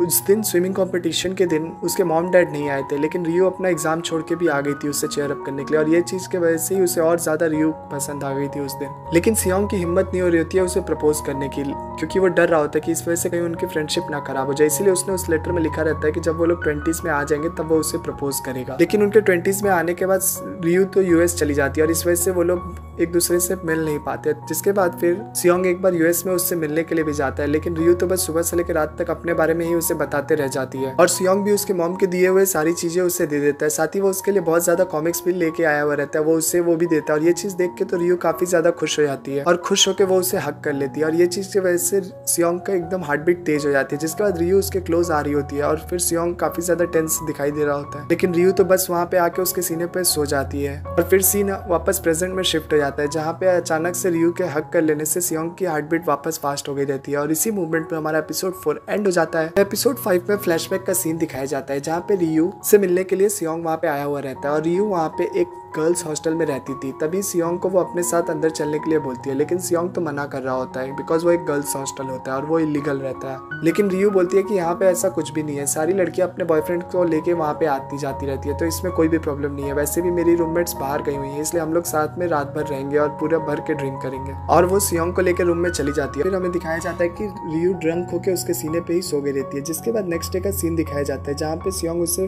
उठा के प्रपोज करने के लिए जाता है। तभी उसके फोन में ब्रायन नाम के लड़के का मैसेज आता है और वो उसे आज के डेट के लिए पूछ रहा होता है और तभी ये चीज देख के सियोंग रुक जाता है। जिसके बाद फिर रियू जब उठती है तब सियोंग उसे अपना फोन चेक करने के लिए बोलता है। जिसके बाद रियू अपना फोन चेक करती है और फिर वो उसे बताती है कि ब्रायन मेरा बॉयफ्रेंड है और ये चीज सुन के सियोंग का दिल टूट गया रहता है। जिसके बाद सीन वापस प्रेजेंट में शिफ्ट हो जाता है जहाँ पे सियोंग रियू साथ में घर पे आ गए रहते हैं और वो लोग आज की जीत को सेलिब्रेट करने के लिए वहाँ पे बहुत सारा सामान लेके आए हुए रहते हैं। लेकिन तभी अचानक अंधेरे में रियू का बैलेंस बिगड़ जाता है और वो गिरने वाली रहती है। तभी सियोंग उसे बचा लेता है। जिसके बाद फिर सियोंग उसे बाहर चलने के लिए बोलता है लेकिन रियू उसे मना कर देती है और बोलती है कि ऐसे मौके पे हमें घर पर ही कुक करके खाना खाना चाहिए। जिसके बाद वो खाना बनाने लगती है और सियोंग को वहाँ से भगा देती है। जिसके बाद सियोंग अपना काम करने लगता है और वो बस बाहर से ही उसे देख के स्माइल कर रहा होता है। जिसके बाद फिर रियू खाना बना के वहाँ पे लेके आ जाती है और खाने में बस हरी सब्जियां देख के सियोंग को अच्छा नहीं लग रहा होता। फिर रियू उसे टेस्ट करने के लिए बोलते हैं। जिसके बाद सियोंग ना चाहते हुए भी वो खाना खाता है और जैसे ही वो खाना खाता है वो खाना बहुत ज्यादा टेस्टी होता है। और इसके बाद रियू उससे पूछती है कि उसे खाना कैसा लगा। जिसके बाद सियोंग तो उससे बस ऐसे ही बोल रहा होता है कि एवरेज लगा। लेकिन रियू फिर उससे बड़ा प्यार से पूछती है कि सच में तुम्हें ये खाना एवरेज लगा। तब उसे इतना प्यार से पूछते हुए देख के सियोंग तो कुछ बोल ही नहीं पाता और रियू बस उसे देखे जा रही होती है। लेकिन तभी वहाँ पे मोहिम आ जाती है और मोहिम को देख के सियोंग वहाँ से भागने लगता है कि कहीं वो लेटर की बात रिवील ना हो जाए। जिसके लिए वो ड्रिंक लेने के बहाने वहाँ से निकल जाता है और वो बाहर खड़ा होकर सोच रहा होता है कि आज रियू को क्या हो गया है, आज उसकी आंखों में इतना प्यार कैसे दिख रहा था, हमेशा तो वो बस गुस्से में ही देखती है मुझे। और ये सब सोचते हुए वो वहाँ से निकल जाता है ड्रिंक लेने के लिए। दूसरी तरफ मोहिम भी उससे पूछती है कि उसने शादी के बारे में क्या सोचा है क्योंकि उसकी मॉम उसके पीछे पड़ी हुई है शादी के लिए, लेकिन वो चाहती है कि पहले रियू शादी करे। जिसके बाद मोहिम उससे वेडिंग ड्रेस शूट वाले फोटोज दिखाने लगती है और वो उससे पूछती है कि तुम लोग के ब्रेकअप के पीछे किसका रीजन था, क्या जिन ने तुम्हारे साथ कुछ गलत किया था, अगर ऐसा कुछ भी मेरे को मालूम चला तो मैं उस जिन को छोड़ूंगी नहीं। और जिसके बाद वो उससे पूछती है अभी भी जिन से मूव ऑन कर चुकी हो या नहीं। लेकिन तब रियू उसे जवाब देती है नहीं। लेकिन हम देखते हैं कि तभी पीछे से सियोंग आ जाता है क्योंकि उसने अपना वॉलेट वहीं पे भूल गया रहता है और फिर वो अपना वॉलेट लेके वहाँ से निकल जाता है। वो जाते हुए बहुत ज्यादा सैड लग रहा था क्योंकि उसने रियू की बातें सुन ली थी कि वो अभी भी अपने एक्स बॉयफ्रेंड के प्यार में है। इसके बाद हमें नेक्स्ट डे का सीन दिखाया जाता है जहाँ पे मियोंग और रियू ऑफिस में बैठे रहते हैं। तभी वहाँ पे सियोंग आता है। तभी मियोंग सियोंग को बोलता है क्यों ना हम लोग फ्लैगशिप कॉन्ट्रैक्ट के लिए रियू को भी हायर कर ले। लेकिन सियोंग तो साफ मना कर देता है और बोलता है कि वो वापस से रियू को परेशान नहीं करना चाहता क्योंकि वो ग्रिप कंपनी के संग काम नहीं कर रही है तो वापस से उससे इन सब चीजों से प्रॉब्लम हो सकती है, इसलिए वो नहीं चाहता कि रियू इन सब चीजों में इन्वॉल्व हो। जिसके बाद मियोंग भी उसकी बात मान जाता है लेकिन वो रियू को एक फेयरवेल पार्टी देने के लिए बोलता है। जिसके बाद फिर सियोंग बोलता है ठीक है, वो सबको लेके जाता है डिनर पे फेयरवेल के पार्टी के लिए। और रेस्टोरेंट में भी वो वहाँ पे रियू की बातों को इग्नोर ही कर रहा होता है। साथ ही सब लोग पास्ट की बात कर रहे होते हैं लेकिन सियोंग बार बार पास्ट की बात ना करने के लिए उन लोग को बोल रहा होता है। इसके बाद फिर हमें नेक्स्ट डे का सीन दिखाया जाता है जहाँ पे मियोंग वापस उस बच्ची को ढूंढ रही होती है लेकिन उससे वहाँ पे वो लड़की तो नहीं मिलती लेकिन दान मिल जाता है और दान वहाँ पे 4 पत्तों वाला क्लोव स्लीव्स ढूंढ रहा होता है और वो उससे भी ढूंढने में मदद करने के लिए बोलता है। जिसके बाद मियोंग उसके साथ मदद करती है और वो उसे ढूंढ भी लेती है। तभी वो उससे पूछती है कि ये लिप्स तुम्हें किसे देना है। तब दान बहुत खुश रहता है, बोलता है कि एक लड़की को देना है। तभी मोहिम भी ठीक है बोल देती है। उसके बाद फिर दान वो पत्ता लेके वहाँ से भाग जाता है। दूसरी तरफ हमें रियू को दिखाया जाता है जो कि सियोंग से मिलने के लिए आई हुई रहती है और वो उससे बोलती है कि क्या तुम्हें सच में मेरी हेल्प नहीं चाहिए, अगर तुम्हें कोई भी हेल्प चाहिए तो मैं रेडी हूँ और मैं अब तुम्हारे काम में मदद करने के लिए ग्रिप कंपनी का होना ना होना मेरे लिए कोई मायने नहीं रखता। लेकिन सियोंग मना कर देता है और बोलता है कि तुम्हें अपने ड्रीम के बारे में नहीं सोचना है अब। जिसकी बातें सुनकर रियू से बोलते हो मत, मैं यहाँ पे सिर्फ तुम्हारी हेल्प करने के बारे में सोच रही हूँ और रही बात मेरे ड्रीम की तो वो मैं ढूंढ लूंगी, तुम्हें इतना चिंता करने की जरूरत नहीं है। जिसके बाद सियोंग खड़ा हो जाता है और बोलता है सोचने के बजाय तुम उस चीज पे अपना काम करो और फिर वो इतना बोल के वहां से जाने लगता है। तभी रियू खड़ा होकर उससे पूछती है प्रॉब्लम क्या है, क्या मेरी कोई बात तुम्हें बुरी लगी है इसलिए तुम मेरे संग ऐसे बिहेव कर रहे हो। लेकिन तभी वो कुछ बोलता है उसके पहले एक लड़की आके उसे पीछे से हक कर लेती है और ये चीज देख के रियू काफी ज्यादा शॉक हो जाती है। साथ ही सियोंग भी शॉक हो जाता है। तब वो पीछे मुड़ के देखता है तो वो और कोई तेही नाम की लड़की रहती है जो कि सियोंग की एक्स गर्लफ्रेंड रहती है। इसके बाद नेक्स्ट सीन में हम देखते हैं कि मियोंग तेही को डांट रहा होता है कि वहाँ पे आने के लिए क्योंकि तेही ने पहले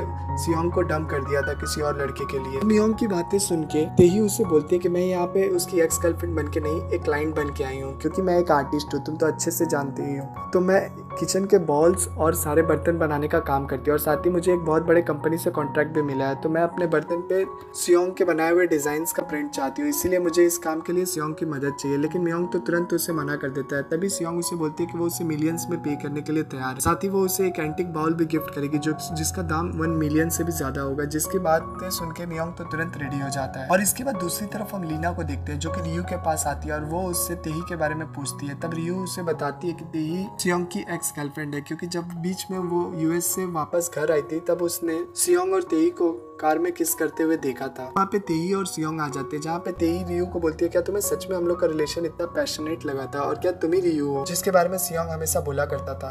अगर तुम तो उसकी बहुत अच्छी दोस्त हो ना, तो क्या तुम उसे प्लीज रिक्वेस्ट करोगी मेरे साथ काम करने के लिए। लेकिन सियोंग तो अभी भी उसके बात को मना कर रहा था और वो उसके संग काम करने के लिए रेडी नहीं था। लेकिन तभी तेही वहां से जाने लगती है और उन सबको एक आर्ट हाउस में बुलाती है वहाँ उसका काम देखने के लिए। लेकिन वो लोग तो मना करने वाले होते हैं, लेकिन तभी पीछे से मियोंग हाँ बोल देता है और बोलता है कि हम लोग सब आएंगे। लेकिन रियू मना कर देती है और वो बोलती है कि उससे कुछ काम है, इसीलिए वो वहाँ पे नहीं आ पाएगी, क्योंकि वो उन दोनों के बीच में कबाब में हड्डी नहीं बनना चाहती। उसके बाद नेक्स्ट सीन में हम देखते हैं कि सियोंग रास्ते पे रहता है, तभी उससे तेही का मैसेज आता है और वो उससे थैंक यू बोलती है। साथ ही वो बोलती है कि मुझे मिलके बहुत ज्यादा अच्छा लगा तुमसे इतने दिनों के बाद। लेकिन तभी उससे रास्ते में रियू के डैड दिख जाते हैं, जिसके बाद फिर वो दोनों साथ में बैठ के ड्रिंक करते हैं। इसके बाद नेक्स्ट सीन में हम देखते हैं कि नेक्स्ट रियू अपने मॉम के पास जाती है और पूछती है कि मेरा भाई कई दिन से मुझे दिखाई नहीं दे रहा, वो कहाँ पे है। जिसके बाद उसकी मॉम बताती है कि वो रूम में सो रहा है। जिसके बाद वो रूम में आके अपने भाई के ऊपर चढ़ के उसे मारने लगती है। लेकिन तभी अचानक से उसका भाई की जगह पे सियोंग होता है और वो उसे पीछे गिरा देता है, लेकिन वो कपड़ा नहीं पहना रहता। तभी उसका भाई वहाँ पे आ जाता है और वो जोर जोर से चिल्लाने लगता है और वो अपने पापा को बताने के लिए जा रहा होता है कि ये दोनों यहाँ पे क्या कर रहे हैं। लेकिन तभी सियोंग उसे रोकने की कोशिश करता है, लेकिन तभी उसे चोट लग जाती है। इसके बाद नेक्स्ट सीन में हम देखते हैं कि सियोंग हॉस्पिटल में रहता है। तभी उसके डैड आके उससे बताते हैं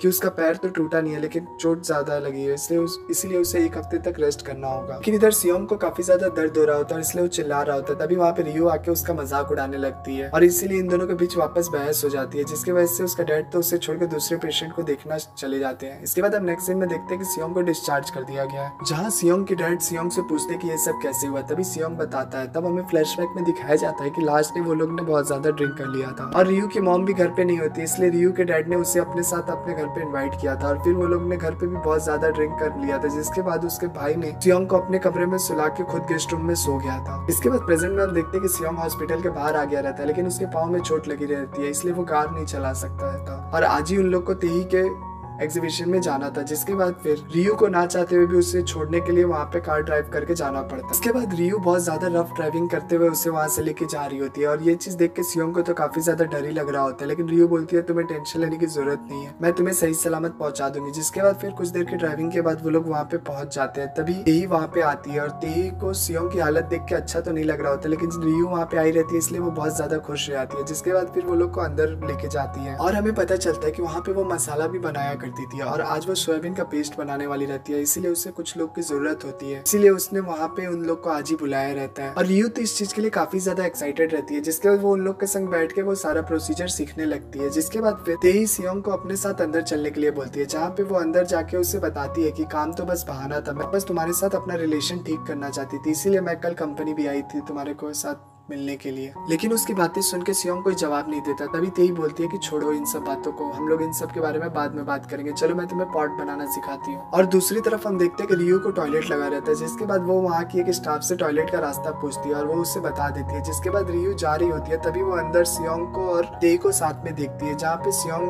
मिट्टी का पॉट बना रहा होता है। तभी रियू वहाँ पे खड़ा होकर उसे देखने लगती है। तभी वहाँ पे तेही आ जाती है और वो उसे अपने हाथों से बनाना सिखा रही होती है और वो उसका हाथ पकड़ के वो सारा चीज सिखा रही होती है। तभी रियू को अच्छा नहीं लग रहा होता, इसीलिए वो वहाँ से निकलने लगती है। तभी कोई चीज से उसका पैर टकरा जाता है और तभी वो लोग को भी मालूम चल जाता है कि वहाँ पे रियू है। जिसके बाद रियू वहाँ से स्माइल करती है और बोलती है कि मैं तो बस वॉशरूम जा रही थी। जिसके बाद फिर वो वहाँ से निकल जाती है। तभी बाहर में वो और सियोंग साथ में रहते हैं। तभी रियू उससे माफी मांग रही होती है उसके और तेही के रोमांटिक मूवमेंट खराब करने के लिए, लेकिन सियोंग तो इस बारे में बात ही नहीं करना चाह रहा होता है। लेकिन रियू बार बार उससे वही सब बात बोल रही होती है। साथ ही वो बोलती है कि मैं तो यही चाहती हूँ कि तुम दोनों वापस एक हो जाओ और तुम्हारा रिश्ता वापस से ठीक हो जाए। लेकिन तभी सियोंग उसे रोकते हुए बोलता है कि दूसरों के रिश्तों के बारे में तुम बात नहीं करो तो ज्यादा बेटर है, तुम अपने काम से मतलब रखो। जिसके बाद रियू से बोलती है कि तुम ऐसे गुस्सा क्यों कर रहे हो, हम दोनों दोस्त हैं और दोस्तों के बीच में तो इसी तरीके से बात होती है ना। लेकिन तभी सियोंग बोलता है कि नहीं, हमारे बीच में इस तरीके से बात नहीं हो सकती और वो इतना बोल के वहां से निकल जाता है। और जब सियोंग वहां से निकल रहा होता है, तभी उसे वहां पे मियोंग और लीना दिख जाते हैं। जब वो लोग उससे पूछते हैं कि वो कहाँ जा रहा है, तभी सियोंग बोलता है कि वो बाहर हवा खाने जा रहा है। जिसके बाद मियोंग और लीना अंदर आ जाते हैं। वो लोग भी साथ में सोयाबीन पेस्ट बनाने का काम करने लगते हैं। और इधर हम देखते हैं कि सियोंग पेड़ के नीचे बैठा हुआ रियू के बारे में ही सोच रहा होता है और वो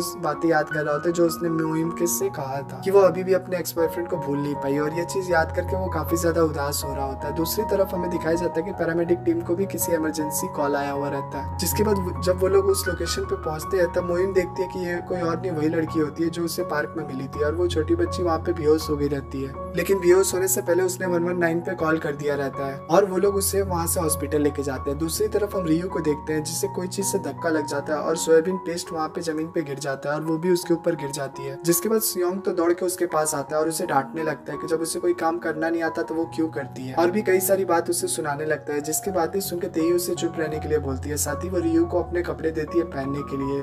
लेकिन रियू अंदर आके काफी ज्यादा सैड हो गई रहती है क्योंकि सियोंग उसके ऊपर इतना ज्यादा भड़क रहा होता है, बट एक्चुअल में तो सियोंग को उसकी फिक्र होती है। लेकिन रियू को तो बिल्कुल भी अच्छा नहीं लग रहा होता, उसे काफी ज्यादा गुस्सा आ रहा होता है क्योंकि सियोंग ने तेई के सामने उसे चिल्लाया हुआ रहता है। दूसरी तरफ हम दान को देखते हैं जो कि अपने घर पे आता है। तभी उसके हाउस होल्ड उसे बताती है कि वहाँ पे उसकी बेटी यौन नहीं है और पड़ोसियों ने बताया कि पैरामेडिक टीम यहाँ पे आए थे। जिसके बाद फिर दान दौड़ते हुए हॉस्पिटल जाता है और इधर हम देखते हैं कि मोहिम को उस बच्ची के हाथ से वही क्लॉथ का पत्ता मिलता है जो उसने दान को ढूंढ के दिया था, और तभी दान दौड़ते हुए वहाँ पे आ जाता है। जिसके बाद मोहिम भी समझ जाती है कि यौन दान की ही बेटी होती है। जिसके बाद फिर मोहिम दान को बाहर लेके जाती है और उस पर काफी ज्यादा चिल्लाती है कि तुम अपनी बीमार बेटी को कैसे घर में अकेले छोड़ के जा सकते हो। तभी वहाँ पे उसकी बेटी को होश भी आ जाता है। तभी दान दौड़ते हुए उसके पास आता है। तभी उसकी बेटी यौन मोहिम को बोलती है कि आप प्लीज मेरे डैड को मत डांटो क्योंकि जो लोग भी मेरे डैड को डांटते हैं मुझे वो आदमी बिल्कुल पसंद नहीं है और आज के बाद मैं आपसे कभी भी बात नहीं करूंगी। सीन यहीं पे कट हो जाता है। दूसरी तरफ हमें रियू को दिखाया जाता है जो कि कपड़े चेंज करके आगे रहती है। तभी तेई उससे माफी मांगती है सियोंग की हरकत के लिए। जिसके बाद रियू उन लोग को बोलती है कि मैं आप लोग के लिए खाना बनाऊंगी। जिसके बाद फिर वो उन सब के लिए खाना बनाती है और वो खाना बहुत ज्यादा टेस्टी होता है और वो लोग को वो खाना काफी ज्यादा पसंद आया हुआ रहता है। इसके बाद नेक्स्ट सीन में हम देखते हैं कि रियू वहाँ पे बर्तन धो रही होती है। तभी वहाँ पे उसके पास तेई आती है और तेई आके उससे हेल्प करने के लिए पूछती है, लेकिन रियू मना कर देती है। साथ ही वो बोलती है कि मैंने आज आपका बहुत ज्यादा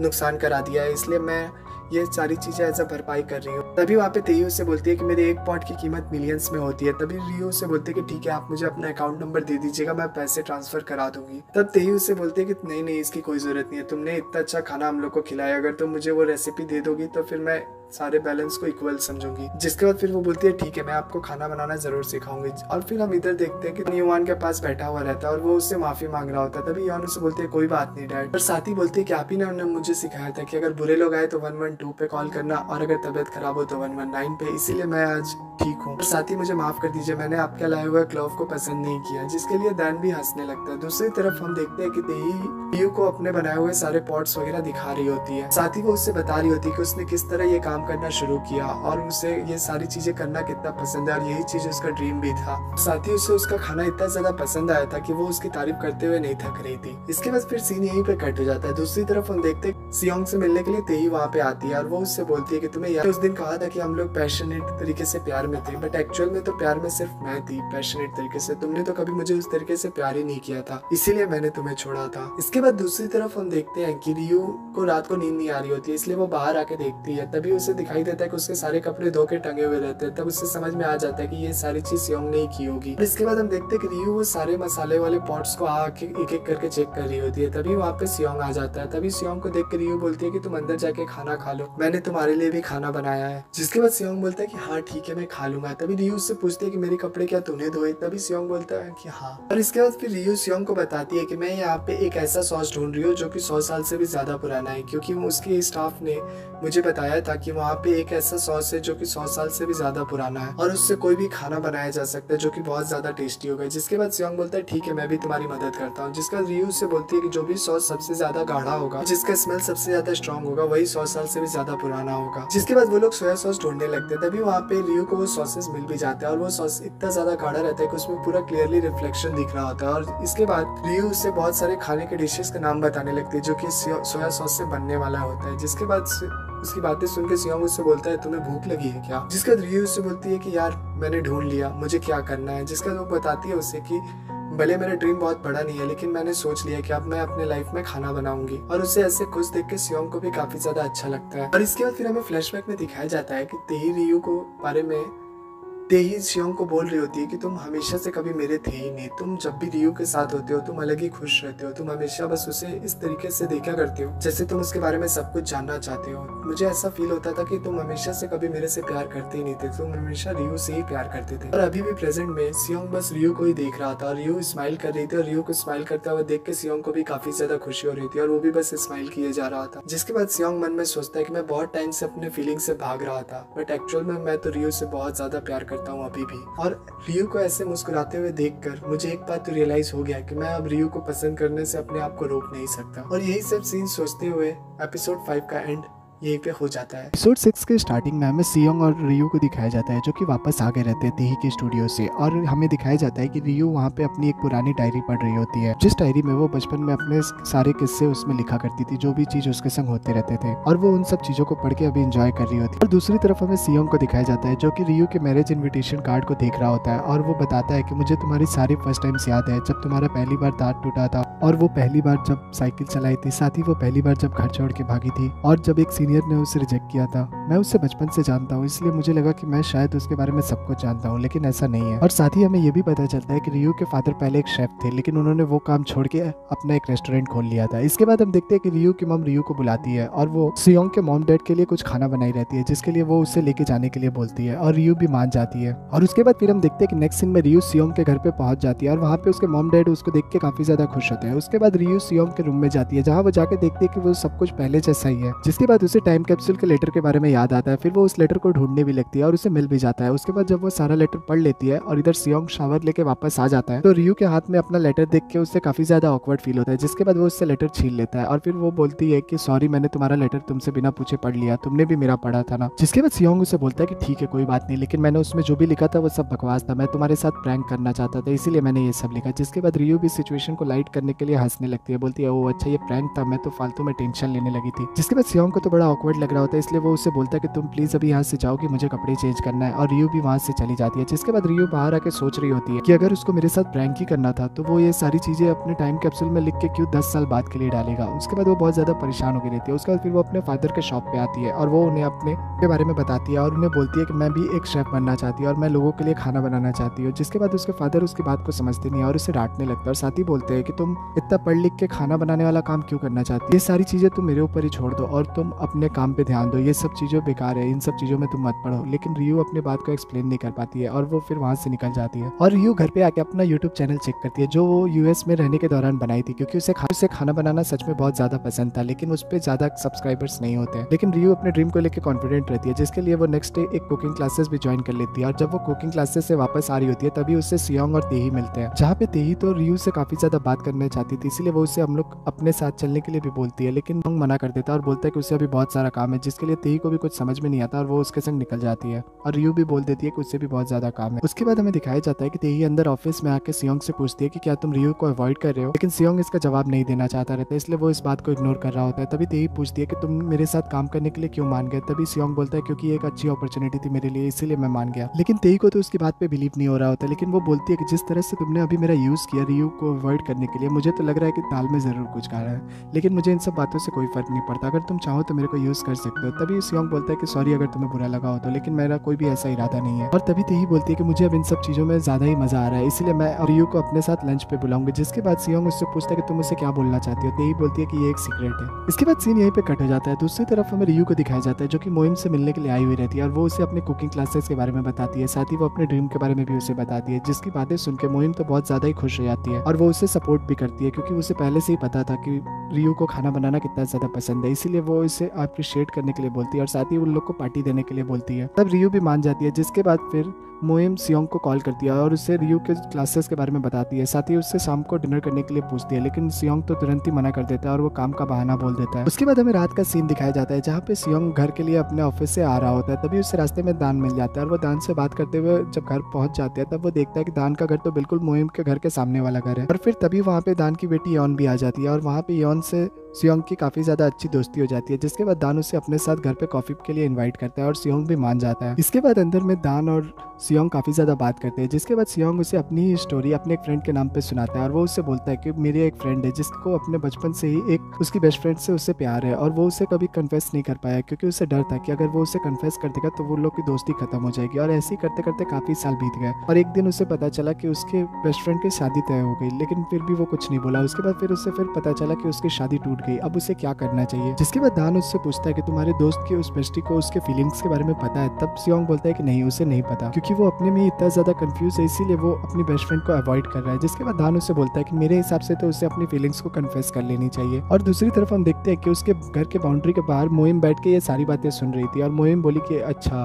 अब मुझे सारा बात समझ में आया। जिसके बाद वो बोलती है कि ये तो बचपन से लेकर अभी तक फट्टू का फट्टू ही रह गया। जिसके बाद हमें दिखाया जाता है कि मोहिम ने बचपन में ही, जब उन लोगों ने टाइम कैप्सूल गाड़ा था, उसके नेक्स्ट डे ही जाके वो कैप्सूल निकाल लिया था और उसका लेटर पढ़ लिया था। और उसे बहुत पहले से पता होता है कि सियोंग रियू को लाइक करता है, लेकिन वो बोल रही होती है कि उसका हिम्मत आज भी नहीं हुई और वो आज तक उसे कन्फेस नहीं कर पाया। इसके बाद सीन यहीं पे कट हो जाता है। फिर हमें नेक्स्ट डे का सीन दिखाया जाता है जहाँ पे रियू के फादर बहुत लेट से उठ रहे होते हैं। तभी रियू की मॉम उन पे बहुत ज्यादा गुस्सा कर रही होती है और उसने उस पर शक भी होता है। जिसके बाद वो उनका मोबाइल चेक करती है, तब उन्हें पता चलता है कि उनके बैंक से बहुत ज्यादा पैसे निकाले गए हैं। और फिर सीन यहीं पे कट हो जाता है। दूसरी तरफ हमें रियू को दिखाया जाता है जो कि तैयार होकर अपनी कुकिंग क्लासेस के तरफ जा रही होती है और उसके कुकिंग क्लासेस के तरफ में ही सियोंग का ऑफिस होता है, इसीलिए वो दोनों वहाँ पे मिल जाते हैं। जिसके बाद रियू अपने कुकिंग क्लासेस के फर्स्ट लेसन के बारे में उसे बताती है। साथ ही वो उसे ये भी बोलती है कि प्लीज इन सब चीजों के बारे में मेरे मॉम डैड को मत बताना। और सियोंग का तो अभी सिचुएशन उसके संग ऑकवर्ड होता है, इसलिए वो उनसे बोल भी देता है कि ठीक है, मैं तुम्हें प्रॉमिस करता हूँ मैं ये सारी बात किसी को नहीं बताऊंगा। और इतना बोल के वो अपने ऑफिस के अंदर चला जाता है। लेकिन हम देखते हैं कि वो अपने ऑफिस में आके कुकिंग क्लासेस के बारे में ही सर्च कर रहा होता है। और दूसरी तरफ हमें रियू को दिखाया जाता है जिसका सेकंड क्लास कुकिंग क्लासेस में काफी ज्यादा अच्छा गुजरता है और उसे काम करते हुए काफी ज्यादा मजा भी आ रहा होता है। उसके बाद फिर हमें रात का सीन दिखाया जाता है जहाँ पे सियोंग रियू के डैड को किसी लड़की के साथ देखता है और उसे कुछ समझ में नहीं आ रहा होता है। जिसके बाद वो उसके फादर के रेस्टोरेंट पे जाता है और उनसे मिलकर उस लड़की के बारे में पूछता है और उसके फादर बता भी देते हैं, लेकिन इसके बारे में हमें अभी नहीं पता चलेगा, आगे पता चलेगा। उसके बाद दूसरी तरफ हमें रियू की मॉम को दिखाया जाता है जो कि अपनी फ्रेंड्स के साथ मिलकर बात कर रही होती है और वो साथ ही उन्हें भी बता रही होती है कि रियू के फादर बहुत दिनों से काफी लेट तक घर आते हैं और साथ ही सुबह लेट से उठते भी हैं और उनके बैंक अकाउंट से काफी ज्यादा पैसे भी कुछ दिन में विड्रॉल हुए हैं। और ये बातें सारी सुन के उसकी फ्रेंड लोग को उन पर शक होने लगता है और वो उनसे बोलती है कि जरूर रियू के फादर का कहीं ना कहीं चक्कर चल रहा है, इसीलिए वो ऐसा कर रहे हैं। जिसके बाद रियू के मॉम को भी उनके ऊपर शक होने लगता है। इसके बाद रियू की मॉम तुरंत घर पे आती है और उनके रूम को चेक करती है और उसे कुछ सबूत ढूंढने की कोशिश करती है। तभी उसे वहाँ पे एक लोन का लेटर मिल जाता है और वो लोन का लेटर देख के रियू की मॉम तो एकदम परेशान हो जाती है। और दूसरी तरफ हमें दान को दिखाया जाता है जो कि मोहिम से मिलता है और वहाँ पे मोहिम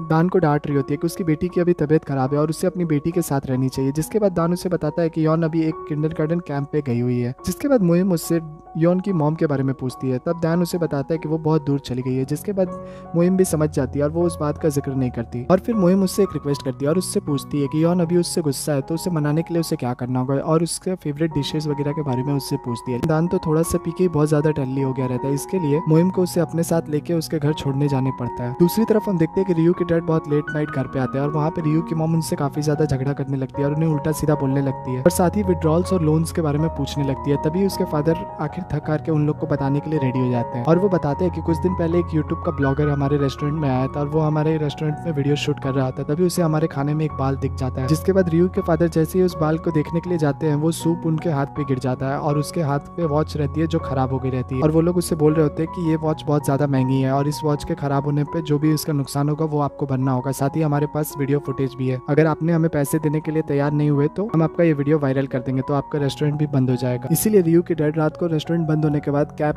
ड्राइवर का काम करते थे और इसीलिए सियोंग ने भी उन्हें एक लड़की को लेके जाते हुए देखा था। अब इतनी बड़ी बात हो गई थी लेकिन उन्होंने घर में किसी को नहीं बताया था। इस बात से सबको बहुत कर रहे थे। जिसके बाद वो बोलते हैं कि ये प्रॉब्लम मेरी वजह से हुई थी, इसलिए मैं इसे खुद से सॉल्व करना चाहता था, लेकिन वो ब्लॉगर मेरे से बार बार और बहुत जल्दी जल्दी पैसे मांग रहे थे तो मैं कुछ कर नहीं सकता था। और वो ये भी बताते कि वो लोग मेरे रेस्टोरेंट को बंद कराने के लिए धमकी दे रहे थे, इसलिए मेरे पास कोई ऑप्शन नहीं था, इसलिए मैंने लोन लिया था। जिसके बाद रियू को मॉम को काफी ज्यादा बुरा लगता है ये सारी बातें सुन के। और दूसरी तरफ हमें रियू को दिखाया जाता है जिसे याद आता है कि उसके रेस्टोरेंट के जस्ट अपोजिट में एक कैमरा लगा हुआ शॉप है। जिसके बाद वो शॉप में जाती है और वो शॉप ओनर से कैमरा के बारे में, फुटेज के बारे में पूछती है। तभी वो बोलते हैं कि इसका फुटेज ऑलरेडी एक लड़का कुछ देर पहले लेके गया है। और दूसरी तरफ हम सियोंग को देखते हैं जो कि उन ब्लॉगर्स के साथ एक रेस्टोरेंट में बैठा हुआ था और वो उन ब्लॉगर्स को ये बता रहा था कि वो रियू के फादर का बेटा है और वो उन्हें पैसे देके फाइनल सेटलमेंट करने के लिए गया हुआ था, लेकिन वो उससे पहले उनसे वो घड़ी दिखाने के लिए बोलता है। जिसके बाद वो ब्लॉगर्स जैसे ही वो घड़ी दिखाते हैं वो समझ जाता है कि ये घड़ी नकली है। जिसके बाद वो उन लोग को दिखाता है कि वो इस ब्रांड की ओरिजिनल घड़ी खुद पहना हुआ है और ये घड़ी नकली है। इसके बाद साथ ही वो उन लोग को एक फुटेज भी दिखाता है जिसमें उन लोगों ने खुद से ही घड़ी को खराब कर दिया था और साथ ही बाल को भी तोड़ के उन्होंने खुद से ही खाना में डाला था। ये सारी चीजें देख के वो दोनों की तो बोलती बंद हो जाती है। तभी वहाँ पे डैन भी आ जाता है और उल्टा अब ये लोग उन पे केस करने के लिए बोल रहे होते हैं। तभी वो लोग डर के मारे वहाँ से भागने लगते हैं। तभी एक लड़का को डैन पकड़ता है और दूसरे लड़के के पीछे सियोंग भागता है। एक पॉइंट पे आके वो लड़का वहाँ से भाग जाता है क्योंकि रोड पे सिग्नल हो जाता है और सियोंग पीछे आ नहीं पाता, लेकिन तभी उसे दूसरी तरफ रियू मिल जाती है और रियू उसे मारने लगती है, जिसके बाद वो लड़का रियू को धक्का दे देता है और रियू के नाक से ब्लड भी आने लगता है, जिसके बाद सियोंग दौड़ के आके रियू के पास आता है और उसके हैंड का चिप देता है और वो लड़का वहां से भागने की कोशिश कर रहा होता है। तभी वहां पे रियू का भाई डोंग आ जाता है और वो उसे बहुत मारता है। इसके बाद नेक्स्ट सीन में हम पुलिस स्टेशन का सीन देखते हैं, जहाँ से वो लोग उन लोग के ऊपर केस करके निकल रहे होते हैं। तभी वहाँ पे रियू सियोंग को थैंक यू बोलती है उसके डैड की हेल्प करने के लिए। साथ ही वो बोलती है कि मेरे डैड के साथ इतना कुछ हो रहा था लेकिन मुझे पता नहीं चला, लेकिन तुमने सब कुछ सॉल्व कर दिया, तुम मेरे से भी बहुत ज्यादा अच्छे हो। तभी सियोंग बोलता है मैं तो शुरू से ही तुमसे अच्छा हूँ और साथ ही तुम्हारे डैड कोई अनजान आदमी नहीं थे जो तुम मुझे इतना ज्यादा थैंक यू बोल रहे हो। तभी वहाँ पे रियू बोलती है कि तब क्या मैं अनजान हूँ जो तुम मेरे को इतना अवॉइड कर रहे हो, मेरे से इतना कट कट के रह रहे हो, पहले तो ऐसा कुछ भी नहीं था। तभी सियोंग बोलता है कि हम लोग हमेशा बचपन की तरह नहीं ना रह सकते, अब हम लोग 30 ईयर ओल्ड हो चुके हैं, इसीलिए तुम प्लीज अब बचपना छोड़ दो और अब बात बात पे यूं परेशान होना, मेरे खिड़की पे नॉक करना, ये सारी चीजें अब खत्म करो, अब हम लोग बड़े हो चुके हैं तो बड़ों की तरह बिहेव करो। जिसके बाद सियोंग इतना बोल के निकल जाता है। दूसरी तरफ हमें रात का सीन दिखाया जाता है जहाँ पे रियू को एकदम नींद नहीं आ रही होती है और उसे कुछ भी समझ में नहीं आ रहा होता है, उसे बार बार सियोंग का ही ख्याल आ रहा होता है। जिसके बाद वो वापस विंडो पे खड़ा होकर उससे बुलाने के लिए जाती है, लेकिन फिर उसे उसकी प्राइवेसी वाली बात याद आ जाती है कि हम दोनों को एक दूसरे की प्राइवेसी ब्रेक नहीं करनी चाहिए, इसीलिए वो वापस से अपने बेड पे आके सो जाती है। और दूसरी तरफ हम देखते हैं कि सियोंग खुद खिड़की पे खड़ा होकर उसका वेट कर रहा होता है ताकि वो उससे सॉरी बोल सके, क्योंकि उसे भी अच्छा नहीं लग रहा होता कि उसने इतना ज्यादा रियू को बोल दिया है। उसके बाद हमें नेक्स्ट डे का सीन दिखाया जाता है जहाँ पे रियू अपने फर्स्ट कुकिंग क्लास में फर्स्ट डिश बनाया हुआ लेके आती है और वो सियोंग को देती है और उससे बोलती है कि ये मेरी पहली डिश है जो मैंने अपने कुकिंग क्लास में बनाई है और ये मैं तुझे देना चाहती हूँ क्योंकि ये वही डिश जो तुम पहली बार कोरिया आए थे तो खाए थे। तभी सियोंग उससे पूछता है कि तुम्हें ये सब क्यों याद है। जिसके बाद रियू उससे बोलती है कि हम लोग बचपन से एक दूसरे के साथ है तो मुझे ये सारी चीजें पता ही होंगी, साथ ही मैं तुम्हें तुम्हारे मॉम डैड से भी ज्यादा अच्छे से जानती हूँ। जिसके बाद सियोंग उससे बोलता है कि क्या तुम सच में मुझे जानती हो। जिसके बाद सियोंग उससे बोलता है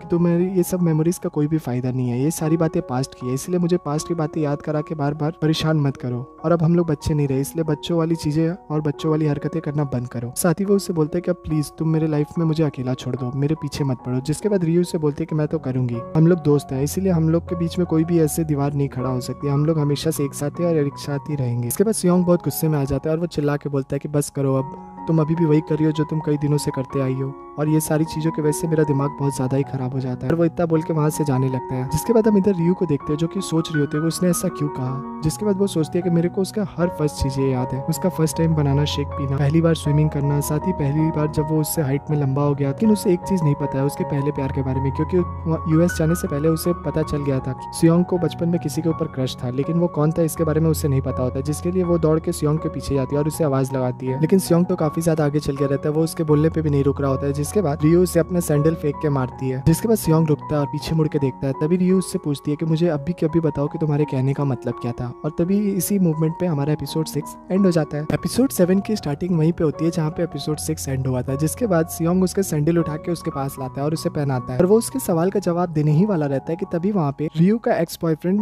होजिन आ जाता है। जिसके बाद रियू उससे देख के उससे पूछती है कि तुम यहाँ पे क्या कर रहे हो। तभी सियोंग उसके सामने आ जाता है और वो उससे पूछता है कि तुम्हारी हिम्मत कैसे हुई यहाँ पे आने की। जिसके बाद हेजिन सियोंग को देख के उससे बोलता है कि तुम जरूर सियोंग होगे, रियू के बचपन के दोस्त। रियू हमेशा तुम्हारे बारे में मेरे को बताया करती थी, मुझे तुमसे मिलकर काफी ज्यादा खुशी हुई। फिर वो उसके सामने अपना हाथ बढ़ाता है हाथ मिलाने के लिए, लेकिन सियोंग बोलता है कि मुझे तुमसे मिलकर कोई भी खुशी नहीं हुई, तुम यहाँ पे आए क्यों, वो भी ऐसे वक्त पे। जिसके बाद हेजिन उससे पूछता है कि ऐसा वक्त मतलब तुम कहना क्या चाहते हो। जिसके बाद सियोंग उससे बोलता है कि मैं तुम्हें क्यों बताऊं, और बोलता है कि तुम्हें दिख नहीं रहा था कि हम दोनों यहाँ पे बात कर रहे थे। जिसके बाद वो वहाँ से जाने लगता है रियू को अपने साथ लेके। तभी वहाँ पे हेजिन रियू का हाथ पकड़ के उसे रोक लेता है, लेकिन तभी वहाँ पे रियू के मॉम डैड आ जाते हैं, जहाँ पे रियू के डैड तो बहुत ज्यादा गुस्से में रहते हैं और वो उसे मारने के लिए जाते हैं। तभी रियू की मॉम उसे रोकती है और तभी रियू के डैड बोलते हैं कि मुझे छोड़ दो, मैं इसे मारे बिना छोड़ूंगा नहीं। जिसके बाद रियू की मॉम बोलती है तुम ऐसा कर सकते हो लेकिन अभी नहीं, हमें इसे पहले घर पे लेके जाना चाहिए और वहाँ पे जाके बात करनी चाहिए। जिसके बाद फिर वो उन दोनों को अपने साथ घर पे आने के लिए बोल देती है, साथ ही सियोंग को उसे वहाँ से जाने के लिए बोल देती है। और फिर हम देखते हैं इसके बाद नेक्स्ट सीन में हम देखते हैं कि हेजिन को रियू की मॉम बहुत ज्यादा अच्छे से खातिरदारी कर रही होती है, उसे खाना वाना खिला रही होती है और ये सारी चीजें देख के उनके घर वाले तो काफी ज्यादा शौक हो रहे होते हैं। दूसरी तरफ हम सियोंग को देखते हैं जो कि रियू के घर के बाहर ही घूम रहा होता है। तभी उसके पास मोहिम आती है और मोहिम उससे पूछती है कि तुम ऐसे रियू के घर के बाहर क्या कर रहे हो। तब सियोंग उससे बताता है कि उसके घर पे एक अनवांटेड गेस्ट आए हुए हैं। जिसके बाद मोहिम उससे पूछती है कौन, तब वो उसे बताता है कि उसका एक्स बॉयफ्रेंड। जिसके बाद ये सुनते ही मोहिम को तो काफी ज्यादा गुस्सा आ जाता है और वो उसे मारने के लिए जाने लगती है। तभी सियोंग उसे रोक लेता है और उसे बोलता है कि तुम्हें क्या लगता है मैं उसे नहीं मारना चाहता, लेकिन मुझे अभी सही मौके का इंतजार है। जिसके बाद फिर वो लोग वहाँ से निकल जाते हैं। दूसरी तरफ हमें हेजिन और रियू को दिखाया जाता है जहाँ पे उनके मॉम डैड के सामने वो लोग बैठे रहते हैं और तभी उसकी मॉम अपना रुद्र अवतार दिखाती है और वो उसे मारने के लिए निकलती है और उसे बहुत ज्यादा मारने लगती है और रियू के डैड उसे पकड़ रहे होते हैं, जिसके बाद रियू उसे अपने साथ लेके घर से बाहर निकल जाती है। इसके बाद नेक्स्ट सीन में हम देखते हैं कि मोइम और सियोंग साथ में ड्रिंक कर रहे होते हैं। मोइम सियोंग से कहती है कि चलो हम लोग उसको मारने चलते हैं। तभी सियोंग बोलता है कि नहीं, मैं ऐसा नहीं कर सकता। तभी मोइम उससे पूछती है कि तुमने तो अभी कहा था कि तुम उससे बहुत ज्यादा मारना चाहते हो, तो फिर तुम अभी मना क्यों कर रहे हो? जिसके बाद सियोंग उससे बोलता है कि मैं तो मारना चाहता हूँ, लेकिन मैं होता कौन हूँ उसे मारने वाला। इसके बाद मोइम उससे बोलती है कि तुम रियू के मॉम के फ्रेंड की बेटी हो, साथ ही तुम रियू के बचपन के दोस्त भी हो, इसलिए तुम्हें मारने का हक है। तभी सियोंग बोलता है कि मैं बस एक फ्रेंड हूँ और फ्रेंड का इतना ज्यादा हक नहीं होता। जिसके बाद मोइम उससे बोलती है तुम्हें क्या नहीं पता है दोस्त कौन होता है? दोस्त वो होता है जिसके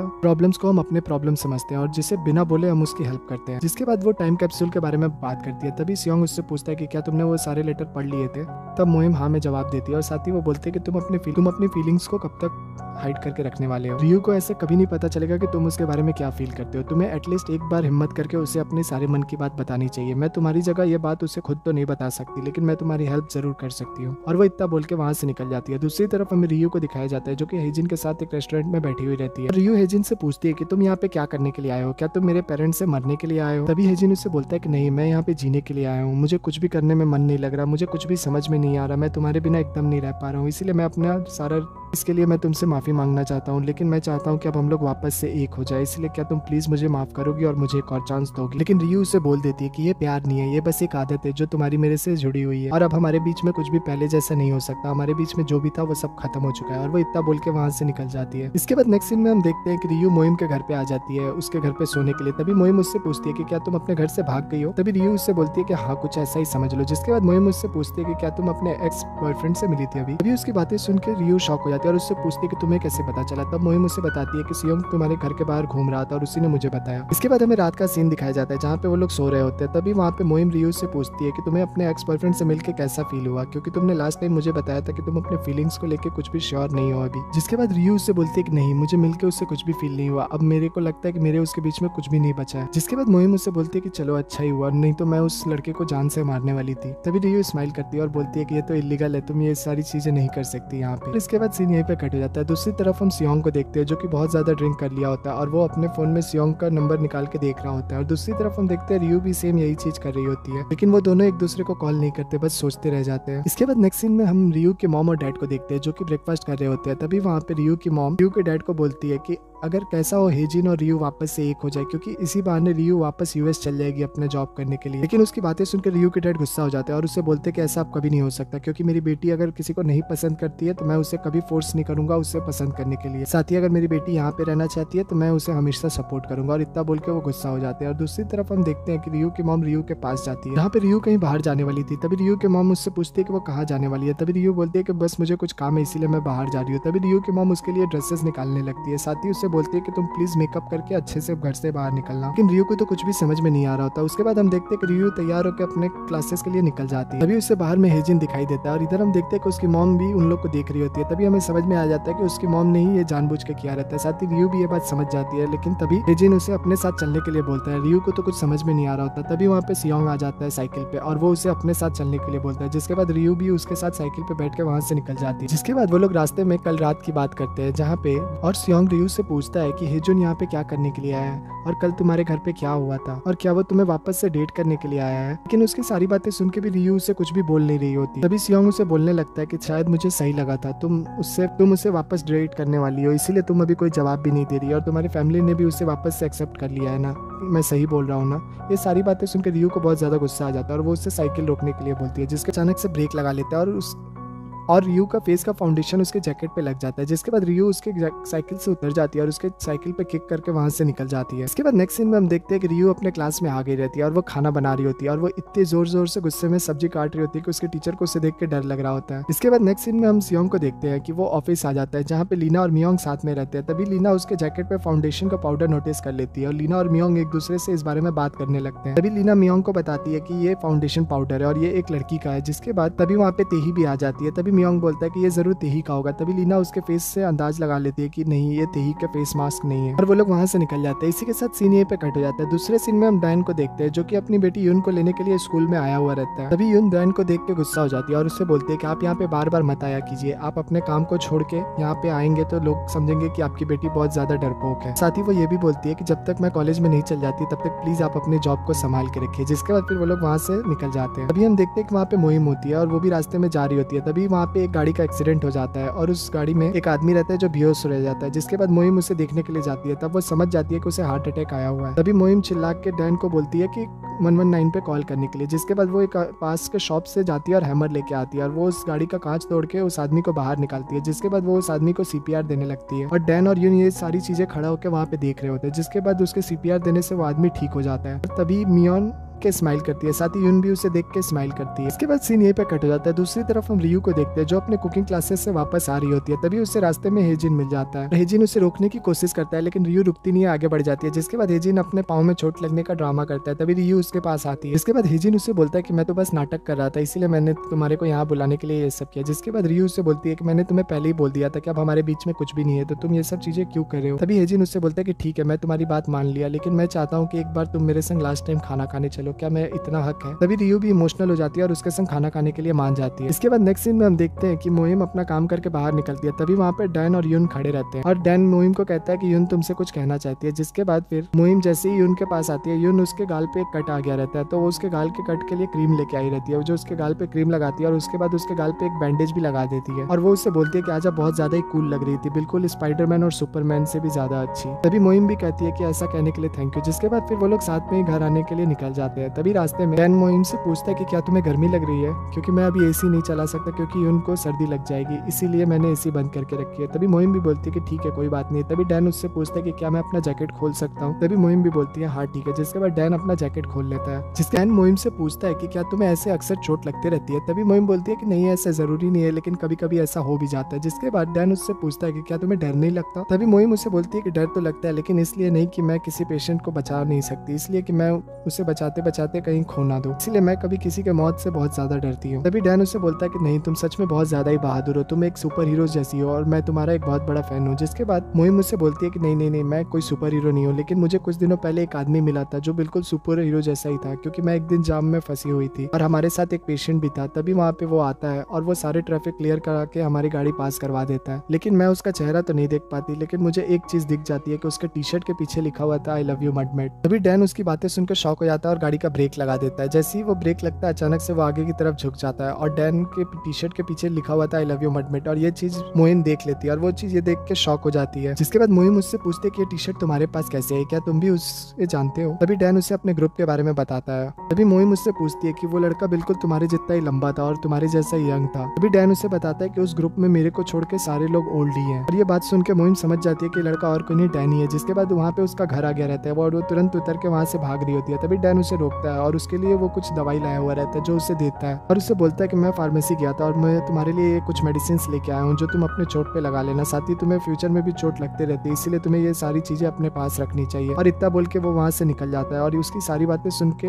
मोहिम तो शॉक ही हो जाती है और दौड़ के अपने घर के अंदर आके वो सोच रही होती है कि मेरी दिल की धड़कन इतनी तेज क्यों हो गई, मैं उसके बारे में क्या क्या सोच रही हूँ। इसके बाद नेक्स्ट सीन में हम रियू को देखते हैं जो कि अपने मॉम के पास आती है और उनसे पूछती है कि क्या आपने जानबूझ के मुझे आज तैयार करके भेजा था क्योंकि आज हेजिन आने वाला था। अब रियू की मॉम कुछ नहीं बोलती। जिसके बाद रियू समझ जाती है। तभी वो उसे बोलती है कि आप मुझे अच्छे से पता है आप क्या करने की कोशिश कर रही है, आप प्लीज ये सारी चीजें मत कीजिए, इन सब चीजों से कुछ भी नहीं होने वाला है। लेकिन रियू की मॉम तो उसकी बातों पे ध्यान ही नहीं दे रही होती है। जिसके बाद रियू को गुस्सा आ जाता है और वो अपने घर से निकल जाती है। तभी उसे रास्ते में सियोंग मिल जाता है और सियोंग उससे पूछता है कि वो कहाँ जा रही है। तभी रियू उससे बोलती है कि इससे तुम्हें कोई मतलब नहीं होना चाहिए। जिसके बाद सियोंग उससे बोलता है कि ठीक है, लेकिन मैं तुम्हें एक बात बता दूं कि आजकल बहुत ज्यादा क्रिमिनल केसेस हो रहे हैं यहाँ पे रास्ते में, तो तुम्हें सेफ्टी रखनी चाहिए, तुम्हें ऐसे अकेले रात को बाहर नहीं जाना चाहिए। लेकिन रियू उसके बातों पे ध्यान नहीं दे रही होती है और आगे बढ़ी जा रही होती है। तभी सियोंग बोलता है ठीक है, तुम्हें जो करना है करो। जिसके बाद कुछ दूर आगे चलने के बाद रियू को ऐसा फील होता है कि कोई उसका पीछा कर रहा है, जिसके चलते रियू जल्दी जल्दी चलने लगती है और उसके बाद फिर वो भाग के एक जगह पे आ जाती है। तभी पीछे से वहाँ पे सियोंग आता है। तभी वो पूछते कि क्या तुम थे। तभी सियोंग बोलता है हाँ, तुम पीछे मुड़ के देखी क्यों नहीं। जिसके बाद रियू भी बड़ा परेशान हो गई रहती है और उससे बोलते कि तुमने मेरा नाम क्यों नहीं बुलाया, हमें पता भी है मैं कितना डर गई थी।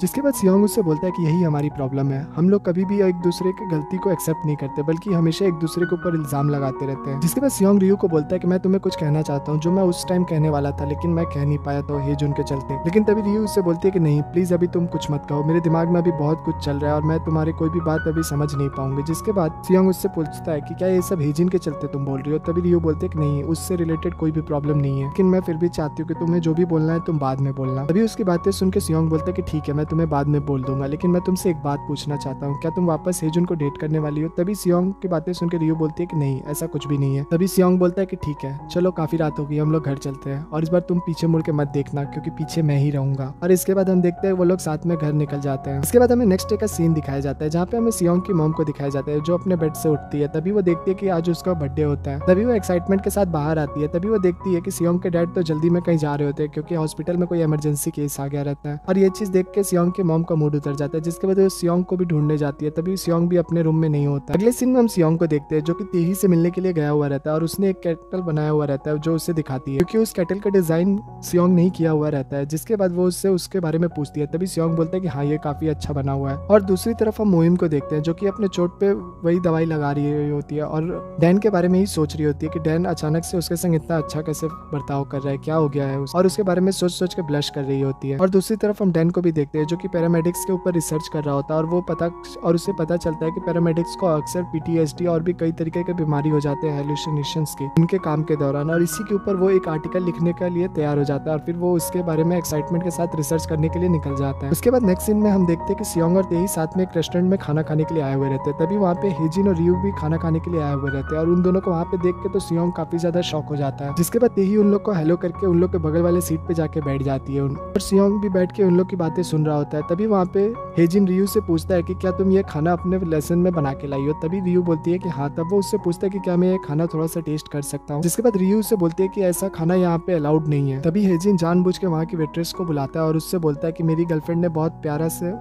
मेरे लिए खाना बना के लाया है, तो क्या मैं इससे थोड़ा सा टेस्ट कर सकता हूँ? जिसके बाद वेटर भी उसे परमिशन दे देती है, और फिर वो निकाल के खाने लगता है। और इधर हम देखते हैं कि सियोंग इस चीज से काफी ज्यादा जल रहा होता है, और उसे बहुत ज्यादा गुस्सा भी आ रहा होता है। जिसके बाद वो तेही को बोलता है कि मुझे ऐसे लोगों से सख्त नफरत है जो कि झूठ बोलते हैं और अपने किए हुए प्रॉमिस को नहीं निभाते हैं। और ये बात सुन के तो रियू को काफी ज्यादा शौक लगता है, और उसे खाना अटक भी जाता है, और फिर उसे खांसी आने लगता है। जिसके बाद हेजिन आके उसे पानी पिलाता है, और उसे ऐसे टच करते हुए देख के सियोंग को तो काफी ज्यादा गुस्सा आ रहा होता है। इसके बाद रियू का खाना हो जाता है। जिसके बाद हम देखते हैं कि सियोंग और रियू बाहर में एक दूसरे से खड़े होकर बात करते हैं, जहाँ पे सियोंग रियू से पूछता है कि तुमने तो बोला था कि तुम हेजिन को कभी डेट नहीं करूंगी, तो फिर ये सब क्या है? जिसके बाद रियू भी उससे बोलती है कि तुम भी तो यहाँ पे डिनर करने आए हो किसी के साथ। तब सियोंग उसे बोलता है कि तुम अच्छे से जानती हो कि तेही के साथ मेरा काम का रिलेशन है, इसीलिए मैं यहाँ पे आया हुआ हूँ। तभी रियू कुछ बोलती है, उसके पहले वहाँ पे तेही आ जाती है, और तेही यहाँ पे उसको एक वाइन का गिफ्ट ऑफर करती है, लेकिन वो मना कर देती है। जिसके बाद फिर तेही और सियोंग वहाँ से लिफ्ट में निकल जाते हैं, जहाँ पे सियोंग को तेही बोल रही होती है कि ऐसे कपल स्क्वायर करके उसे काफी ज्यादा मजा आया। साथ ही उसने ऐसा सोचा नहीं था कि ऐसा सीन, ऑकवर्ड सीन यहाँ पे क्रिएट हो जाएगा। और सियोंग भी आज के लिए सारी चीजों के लिए माफी मांगता है उससे। इसके बाद नेक्स्ट सीन में हम रियू और हेजिन को देखते हैं, जहाँ पे वो लोग गाड़ी में साथ में आ रहे होते हैं। तभी हेजिन रियू को बोल रहा होता है कि अब हम लोग नेक्स्ट टाइम कुछ और ट्राई करेंगे, कोई और रेस्टोरेंट और कोई और खाना। लेकिन हेजिन की सारी बातें सुनकर रियू को वापस गुस्सा आ जाता है, और वो उससे बोलती है मैंने पहले ही कहा था कि ये लास्ट टाइम है, और तुम्हारे इसी कंडीशन पे मैं यहाँ पे तुमसे मिलने आई थी। अब इसके बाद प्लीज तुम मेरे से मिलने की कोशिश मत करना। और वो इतना बोल के उसके गाड़ी से उतर जाती है। और दूसरी तरफ हम सियोंग के मॉम को देखते हैं, जो कि अपनी फ्रेंड लोग से मिलने के लिए उनके रेस्टोरेंट में आती है। तभी वहाँ पे वो लोग उनसे सरप्राइज देती है, और उसका बर्थडे विश करती है लोग, और उसके लिए केक भी लेके आती है। और ये चीज देख के सियोंग की मॉम बहुत ज्यादा इमोशनल हो जाती है, और साथ ही सियोंग भी उसे मैसेज करता है हैप्पी बर्थडे। और ये चीज देख के सियोंग की मॉम और ज्यादा खुश हो जाती है, और उसे थैंक यू बेटा रिप्लाई भी करती है। दूसरी तरफ हम सियोंग को देखते हैं, जो कि स्कूल के स्विमिंग क्लब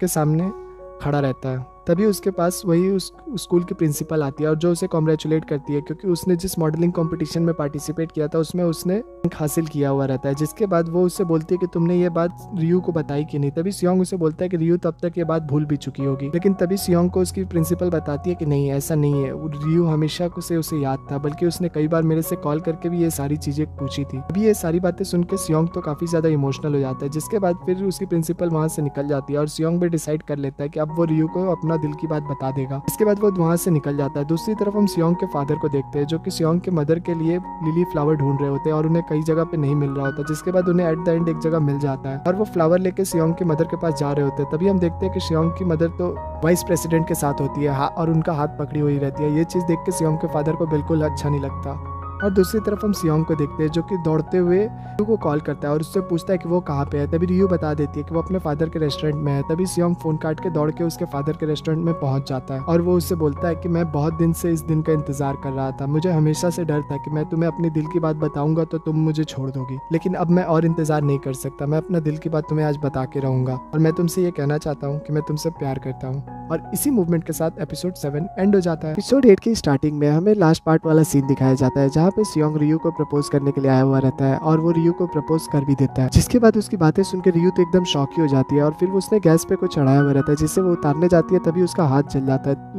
सियोंग दौड़ के उसके पास आता है और उसके हाथ को लेके कल के नीचे लगा देता है और फिर उसके हाथ धोने लगता है। साथ ही उसे डांट भी रहा होता है कि उसे अपना बिल्कुल भी ख्याल नहीं है, वो कोई भी काम ढंग से नहीं कर सकती। जिसके बाद वो उसे हॉस्पिटल चलने के लिए बोलता है, लेकिन तभी रियू मना कर देती है और बोलती है कि हम लोग इतनी छोटी छोटी चीजों पे हॉस्पिटल नहीं जा सकते। और फिर रियू उससे बोलती है कि तुम्हें क्या लगता है कि मैं कुकिंग का कोर्स कर रही हूँ और मैं जब शेफ बन जाऊंगी तो क्या मेरा हाथ नहीं कटेगा?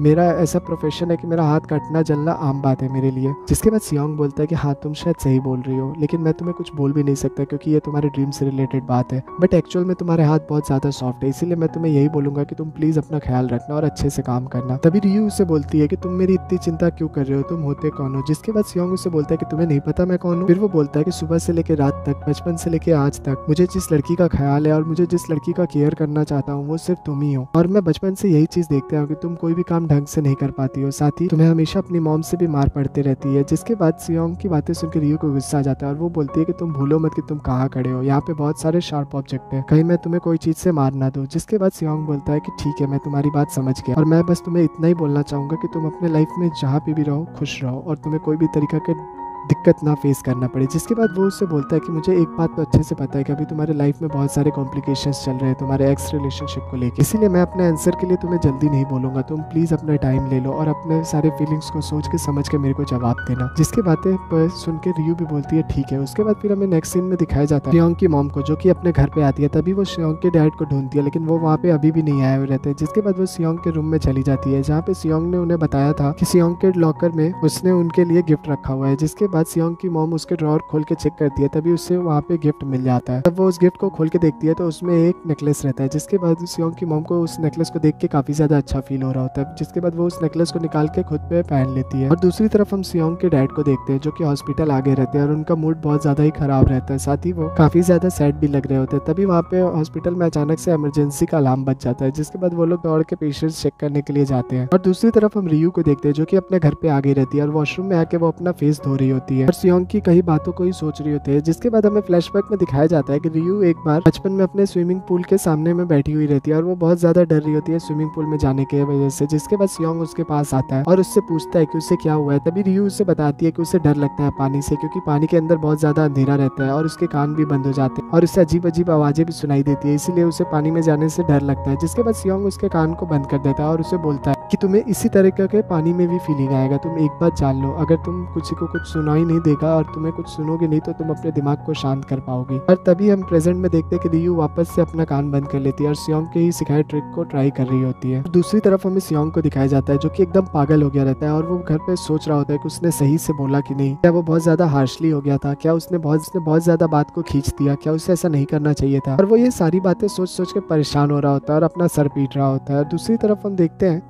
और जिसके बाद सियोंग अपने खिड़की पे जाता है और वो रियू के खिड़की की तरफ देखता है। तब वो देखता है कि रियू के रूम की लाइट जल रही है, इसका मतलब रियू जगी हुई है। जिसके बाद वो तुरंत पर्दे के पीछे आ जाता है। इधर हम रियू को भी देखते हैं जो कि अपने विंडो पे आती है और वो सियोंग को देखती है और उसके रूम का लाइट जल रहा होता है तो वो उसे बुलाने का सोचती है, लेकिन कुछ सोच के वो उसे नहीं बुलाती है। जिसके बाद हम देखते हैं कि वो दोनों बारी बारी से एक दूसरे के खिड़की पे देखते हैं, लेकिन कोई भी एक साथ एक दूसरे को नहीं देख पाता और ये लोग एक दूसरे को ऐसी रात भर देखते रह जाते हैं। उसके बाद हमें नेक्स्ट डे का सीन दिखाया जाता है जहाँ पे सियोंग सो के उठता है और वो खुद में बोल रहा होता है कि वो रात को थोड़ा भी नहीं सो पाया और फिर वो जाके अपने लिए ब्रेकफास्ट बनाने लगता है। तभी वहाँ पे सियोंग की मॉम आती है और वो उसका दिया हुआ नेकलेस पहनी हुई रहती है जो उसे दिखाने की ट्राई कर रही होती है। तभी सियोंग देख लेता है और उनकी तारीफ करता है और बोलता है कि उनपे वो नेकलेस बहुत ज्यादा ही सूट कर रहा है। तभी सियोंग के मॉम को भी ये बात सुनकर काफी ज्यादा अच्छा लगता है। जिसके बाद सियोंग उसने बोलता है कि इस बार तो मैंने बस ये गिफ्ट लेके आया, लेकिन नेक्स्ट टाइम हम लोग साथ में बाहर चलेंगे आपके बर्थडे के दिन। सियोंग की सारी बातें सुनकर सियोंग के मॉम को भी काफी ज्यादा अच्छा लगता है और वो बहुत ज्यादा खुश रहती है। जिसके बाद वो उसे प्रॉमिस करने के लिए भी बोलती है। तभी सियोंग प्रॉमिस भी कर देता है और उसके बाद तभी वहाँ पे सियोंग के डैड भी आ जाते हैं। जिसके पास सियोंग आके उन्हें बोलता है कि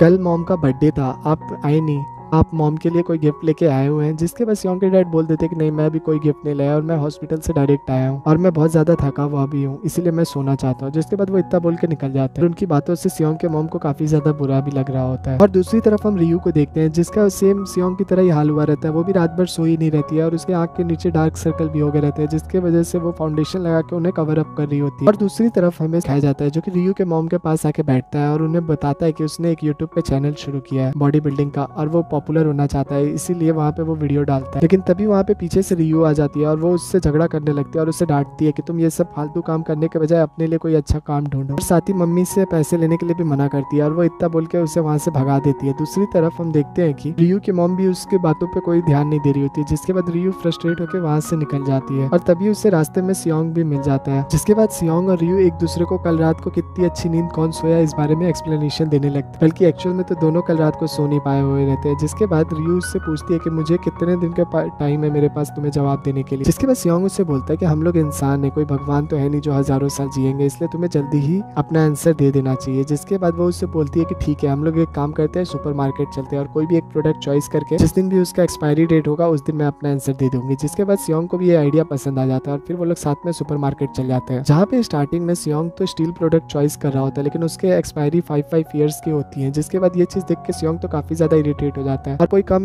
जल्दी एक्सपायरी वाला प्रोडक्ट ढूंढना होगा। जिसके बाद फिर वो लोग डेयरी प्रोडक्ट में आ जाते हैं, जहाँ पे वो एक डाइट जूस को सेलेक्ट करता है और उसका एक्सपायरी डेट 11 डेज बाद का होता है। जिसके बाद वो इस सब चीजें देख ही रहा होता है कि सियोंग को देख के रियू के अचानक हार्ट बीट तेज हो जाती है और उसे कुछ भी समझ में नहीं आता। जिसके बाद वो वहाँ से भाग जाती है और रियू को ढूंढने के लिए जब सियोंग पीछे मुड़ता है तो उसे कोई दिखाई नहीं देता। इसके बाद नेक्स्ट सीन में हम देखते हैं कि सियोंग अपने ऑफिस आ गया रहता है और वो मियोंग और लीना के लिए कुछ स्नैक्स और जूसेस लेके आया हुआ रहता है, जहाँ पे वो उन लोग को देता है और वो लोग भी काफी ज्यादा खुश हो जाते हैं। जिसके बाद सियोंग अपना जूस वहाँ से लेकर अपने रूम में आ जाता है और उस जूस की 11 डेज की एक्सपायरी रहती है। और दूसरी तरफ हमें डैन को दिखाया जाता है जो कि अपने ऑफिस में बैठा हुआ रहता है और वो पैरामेडिक लोगों के ऊपर अपने आर्टिकल के बारे में प्लान कर रहा होता है। तभी उसके सीनियर उसके पास आती है और उससे उसके बारे में पूछती है। तभी डैन उन्हें बोलता है कि मैंने अपने प्रोजेक्ट का टाइटल सोच लिया। जिसके बाद वो उन्हें बताता है कि मेरा टाइटल होगा आई लव मड। और उसकी बातें सुन के उसके सीनियर को भी उसका आइडिया बहुत ज्यादा पसंद आता है और वो भी इस बात के लिए मान जाती है। जिसके बाद डैन उनसे परमिशन लेता है पैरामेडिक टीम के साथ एक दिन टाइम बिताने के लिए, ताकि वो उनके बारे में और अच्छे से समझ सके, जिसके लिए उसकी सीनियर भी मान जाती है। इसके बाद नेक्स्ट सीन में हम देखते हैं कि मोहिम के पास डैन आता है, जहाँ पे वो आके उससे बोलता है कि मैं आपके साथ एक दिन रहना चाहता हूँ, साथ ही मैं पैरामेडिक के ऊपर एक आर्टिकल लिख रहा हूँ, इसीलिए मुझे आप लोग के वर्किंग एक्सपीरियंस के बारे में जानना है। ये मोहिम तो पहले मानती नहीं है और वो उसे बोलती है कि तुम बहुत ज्यादा कमजोर हो, तुम लोगों की हेल्प नहीं कर पाओगे, साथ ही हमारे जैसा इतना दौड़ना भागना तुम्हारे लिए पॉसिबल नहीं है। लेकिन तभी डैन उनसे बोलने लगता है कि ये सब चीजें मेरे लिए बाएं हाथ का खेल है, साथ ही मैं बहुत ज्यादा फिट हूँ। जिसके बाद वो उसे पुशअप करके दिखाने लगता है और उसके मसल्स के कट को देख के तो मोहिम की हालत खराब हो रही होती है। जिसके बाद वो उसे उठा लेती है। तभी वो उसे बोलती है कि मुझे तो तुम्हारे रहने से कोई दिक्कत नहीं है, लेकिन तुम्हें हमारे सीनियर से पहले परमिशन लेना होगा। जिसके लिए डैन भी मान जाता है और वो मोहिम के सीनियर से जाके मिलता है और उन्हें कैसे भी करके अपने आप को एक दिन के लिए टीम में इन करने के लिए रिक्वेस्ट करता है और तभी उसके सीनियर मान भी जाते हैं। उसके बाद नेक्स्ट सीन में हम देखते हैं कि मोहिम डैन को सारी चीजें बता रही होती है, साथ ही एम्बुलेंस के अलग अलग फीचर्स भी बता रही होती है। जिसके बाद डैन तो बहुत ज्यादा एक्साइटमेंट के साथ वो सब चीजें देख रहा होता है। तभी अचानक से उन्हें इमरजेंसी का कॉल आ जाता है और फिर मोहिम और डैन साथ में ही वहां से निकल जाते हैं। इसके बाद नेक्स्ट सीन में हम रियू के डैड को देखते हैं जो कि अपने रेस्टोरेंट में आते हैं और तभी वो देखते हैं कि उनके रेस्टोरेंट में सारा सामान इधर उधर हो गया है, साथ ही उनके स्लेब पे ऑयल भी गिरा हुआ रहता है और इस वजह से उन्हें डाउट हो रहा होता है कि उनके पीठ पीछे जरूर कोई रेस्टोरेंट में आया था। लेकिन वो कुछ करते हैं उसके पहले ही वहाँ पे एक स्टाफ आ जाता है और वो उनके साथ बिजी हो जाता है। दूसरी तरफ हम रियू के मॉम को दिखाया जाता है जो कि अपने फ्रेंड लोग के साथ बैठी हुई रहती है। तभी अचानक उनके फोन पे हेजिन का मैसेज आता है और वो उनसे मिलना चाहता है, इसलिए उन्हें रिक्वेस्ट करता है और उसके लिए रियू की मॉम मान भी जाती है। और तभी हमें फ्लैशबैक का सीन दिखाया जाता है जहाँ पे रियू और हेजिन एक साथ एक कैफे में बैठे हुए रहते हैं और वो लोग एक दूसरे को नहीं जानते रहते हैं। जिसके बाद रियू यूएस में बात कर रही होती है अपने जॉब के रिगार्डिंग। तभी अचानक उसके फोन की बैटरी डेड हो जाती है और उसके पास चार्जर भी नहीं होता, जिसके लिए हेजुन अपना चार्जर उसे ऑफर करता है और तभी रियू उसके चार्जर में अपना फोन लगा लेती है और फिर वो अपना काम वापस कंटिन्यू कर देती है और इधर हेजुन भी अपने काम में बिजी हो जाता है। जिसके बाद सीन वापस प्रेजेंट में शिफ्ट हो जाता है जहाँ पे हमें हेजुन को दिखाया जाता है जो कि मॉम का वहाँ पे बैठ के वेट कर रहा होता है। तभी वहाँ पे रियू की मॉम आ भी जाती है। इसके बाद हेजुन उसकी मॉम से पूछता है कि आप बताइए आप क्या लेना चाहेंगे। तभी उसकी मॉम उससे बोलती है कि मुझे कुछ भी नहीं चाहिए, मुझे बस इतना जानना है कि तुम दोनों का रिलेशन कैसे टूटा था, तुम दोनों में से कौन ने किसको चीट किया, किसने इसको धोखा दिया, मुझे बस यही जानना है, इसीलिए मैं यहाँ पे आई हूँ। जिसके बाद हेजुन उन्हें बोलता है कि मैं अभी ये सब चीजें तो आपको कुछ नहीं बता सकता, लेकिन मैं बस आपको इतना बता सकता हूँ कि मैं रियू से अभी भी बहुत प्यार करता हूँ। और दूसरी तरफ हम देखते हैं कि रियू के डैड वहीं से पास हो रहे होते हैं और वो वहाँ पे रियू के मॉम को और हेजुन को एक साथ देख लेते हैं। दूसरी तरफ हमें रियू को दिखाया जाता है जो कि अपने कुकिंग क्लासेस में रहती है। तभी वहाँ पे सियोंग उसे मैसेज करता है और वो उस मैसेज में उसी जूस का फोटो भेजा हुआ रहता है और उसे बताता है कि इस जूस की एक्सपायरी 11 दिन बाद है, तो तुम्हारे पास ज्यादा टाइम है अभी आराम से, तो तुम सोच के मेरे को फैसला अपना बता देना। जिसके बाद रियू भी ये चीज से बहुत ज्यादा गुस्सा हो जाती है। इसके बाद दूसरी तरफ हमें रियू के मॉम को दिखाया जाता है जो कि घर पे आती है, तो वो देखती है कि रियू के फादर उसका घर पे वेट कर रहे होते हैं। जिसके बाद रियू के मॉम उससे पूछती है कि उन्हें क्या हुआ है, वो क्यों ऐसे यहाँ पे ऐसे बैठे हुए हैं। जिसके बाद वो उन्हें बताते हैं कि मुझे अच्छे से पता है कि तुम आज किससे मिलने गई थी। जिसके बाद रियू की मॉम उससे बोलती है कि मैं क्या करती हूँ, उसने मुझे मैसेज किया था और मुझसे आखिरी बार मिलने के लिए बोला था, इसलिए मैं उससे मिलने चली गई। जिसके बाद रियू के फादर उससे पूछते कि हेजुन ने क्या कहा। तभी उसकी मॉम उससे बताती है कि उसने क्या कहा, उसने बस यही कहा कि वो अभी भी रियू से बहुत ज्यादा प्यार करता है और वो उसे अपने साथ यूएस लेके जाना चाहता है। जिसके बाद रियू के फादर उससे बोलते हैं कि उसकी हिम्मत कैसे हुई ऐसा कहने के पहले, उसने सोचा नहीं कि उसका क्या हाल हो सकता है, मैं उसका वो हाल करूंगा जो सोचा भी नहीं होगा और मेरे जीते जी तो अब रियू उसके पास कभी नहीं जाएगी। जिसके बाद उसकी मॉम उसे बोलती है मैं चाहती हूँ कि वो उसके पास चली जाए और साथ ही उसके साथ वो यूएस भी लौट जाए, क्योंकि मैं नहीं चाहती कि वो मेरे जैसी लाइफ कभी जिए। इसके बाद नेक्स्ट सीन में हम रियू के मॉम को देखते हैं जो कि अपने घर में बर्तन धो रही होती है। तभी वहाँ पे डोंगी आता है उनके पास और उनसे अपने चैनल में इन्वेस्टमेंट करने के लिए रिक्वेस्ट करता है और उनसे कुछ पैसे मांगता है क्योंकि वो अपने चैनल में कुछ सब्सक्राइबर को खरीदना चाह रहा होता है।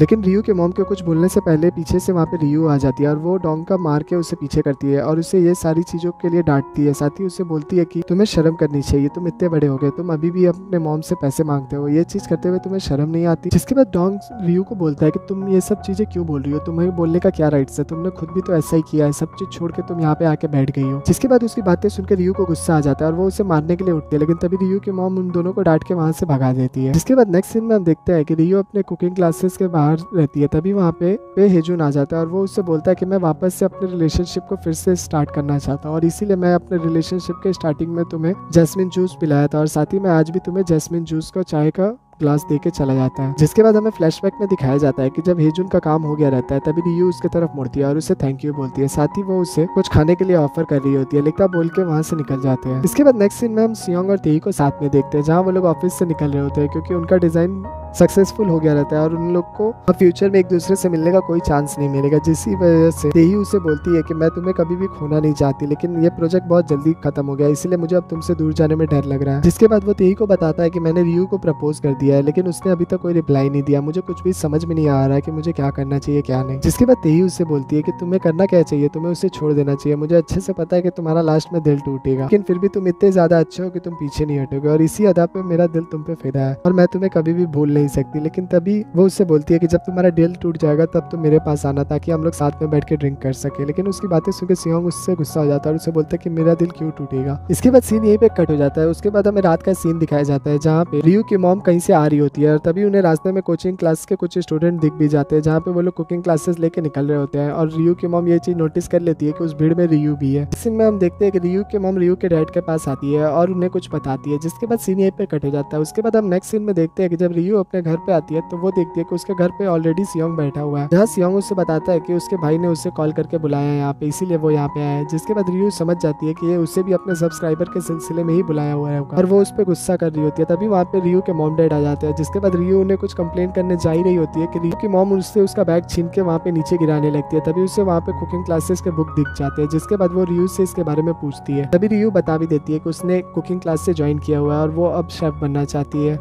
इसके बाद ये बात सुनकर रियू के डैड तो बहुत ज़्यादा गुस्सा हो जाते हैं और वो उससे बोलते हैं कि तुम्हें क्या लगता है कि लाइफ इतनी इजी है कि तुम ऑर्डर बनाओगी और लोगों को उनका ऑर्डर बहुत ज़्यादा पसंद आएगा, इसमें बहुत ज़्यादा दिक्कतें हैं इस बिजनेस में, तो तुम प्लीज़ इसमें इन्वॉल्व मत हो। और वो इतना बोल के उससे रिक्वेस्ट कर रहा होता है। जिसके बाद हम देखते हैं जिसके बाद रियू की कोई भी बात पे उसके डैड कन्फ्रंट नहीं कर रहे होते और उसके डैड उसके बातों को मान नहीं रहे होते और साथ ही वो उससे डांट भी रहे होते कि तुम अपने 10 साल काम करने के बाद यहाँ पे आकर शेफ क्यों बनना चाहती हो, मैं एक रेस्टोरेंट चला ही रहा हूँ, तो तुम प्लीज़ ये सारी टेंशन मेरे ऊपर छोड़ दो और तुम अपने लिए कोई एक नया काम ढूंढो। लेकिन रियू उन लोग की बातें सुन के काफी ज्यादा सैड हो जाती है और वो डोंग के बारे में सारी बातें बोलने लगती है कि कैसे डोंग इतना बड़ा हो गया है लेकिन अभी भी उसने अपने लाइफ में कुछ भी हासिल नहीं किया और वो बस अपने लाइफ को इसी तरह खिलवाड़ में यूज कर रहा है। तभी ये सारी बातें बोलते हुए रियू इमोशनल हो जाती है और वो चुपचाप अपने घर से निकल जाती है। तभी उसके पीछे पीछे सियोंग भी निकल जाता है। तभी वो उसे फॉलो कर रहा होता है। तभी रियू उसे अपने आप को फॉलो करने के लिए मना करती है, लेकिन सियोंग उसका बात नहीं मानता और वो भग से आगे जाकर उसका हाथ पकड़ कर उससे एक जगह पे लेके चला जाता है जहाँ पे चारों साइड फूल खिले हुए रहते हैं। इसके बाद सियोंग रियू रियू को बताता है कि मेरे लाइफ में जब भी बहुत ज्यादा टेंशन आ जाती है और मुझे कुछ समझ में नहीं आ रहा होता है तब मैं यहाँ पे आता हूँ। जिसके बाद रियू उससे बोल रही होती है कि क्या तुम यहाँ पे ताई के संग आते थे, तभी वो बोलता है कि नहीं ऐसा नहीं है, ये सारी बिजनेस से रिलेटेड चिंता है इसीलिए मैं यहाँ पे आया करता हूँ, ना ही कि कोई लड़की की वजह से। इसके बाद हम नेक्स्ट सीन में डैन को देखते हैं जो कि मोहिम के संग एक लोकेशन पे आ गया हुआ रहता है। अभी वहाँ पे एक आदमी बेहोश पड़ा हुआ रहता है और उसके पास बहुत सारी मधुमक्खी मंडरा रही होती है और तभी से मोहिम डैन को अपने पास बुलाती है उस आदमी को उसके ऊपर लेटाने के लिए। डैन तो वहाँ पे आने से पहले डर रहा होता है लेकिन ना चाहते हुए भी वो वहाँ पे आ जाता है। इसके बाद फिर हमें हॉस्पिटल का सीन दिखाया जाता है जहाँ पे डैन की आंख के पास मधुमक्खी ने काट दिया रहता है। जिसके बाद वो उससे बोल रही होती है कि आपने अपना हॉस्पिटल में इलाज क्यों नहीं कराया, तभी वो बोलता है कि नहीं मैं यहीं पे बहुत ज्यादा कंफर्टेबल हूँ। बाद वाले सीन में हम देखते हैं कि वो लोग कई जगह पे विजिट करते हैं और वहाँ पे बहुत सारे पेशेंट्स की जान बचाते हैं और फिर सीन यहीं पे कट हो जाता है। तो हम नेक्स्ट सीन में देखते हैं कि वो लोग बहुत सारे पेशेंट्स को पहुंचाने के बाद वापस से अपने ऑफिस आ जाते हैं जहाँ पे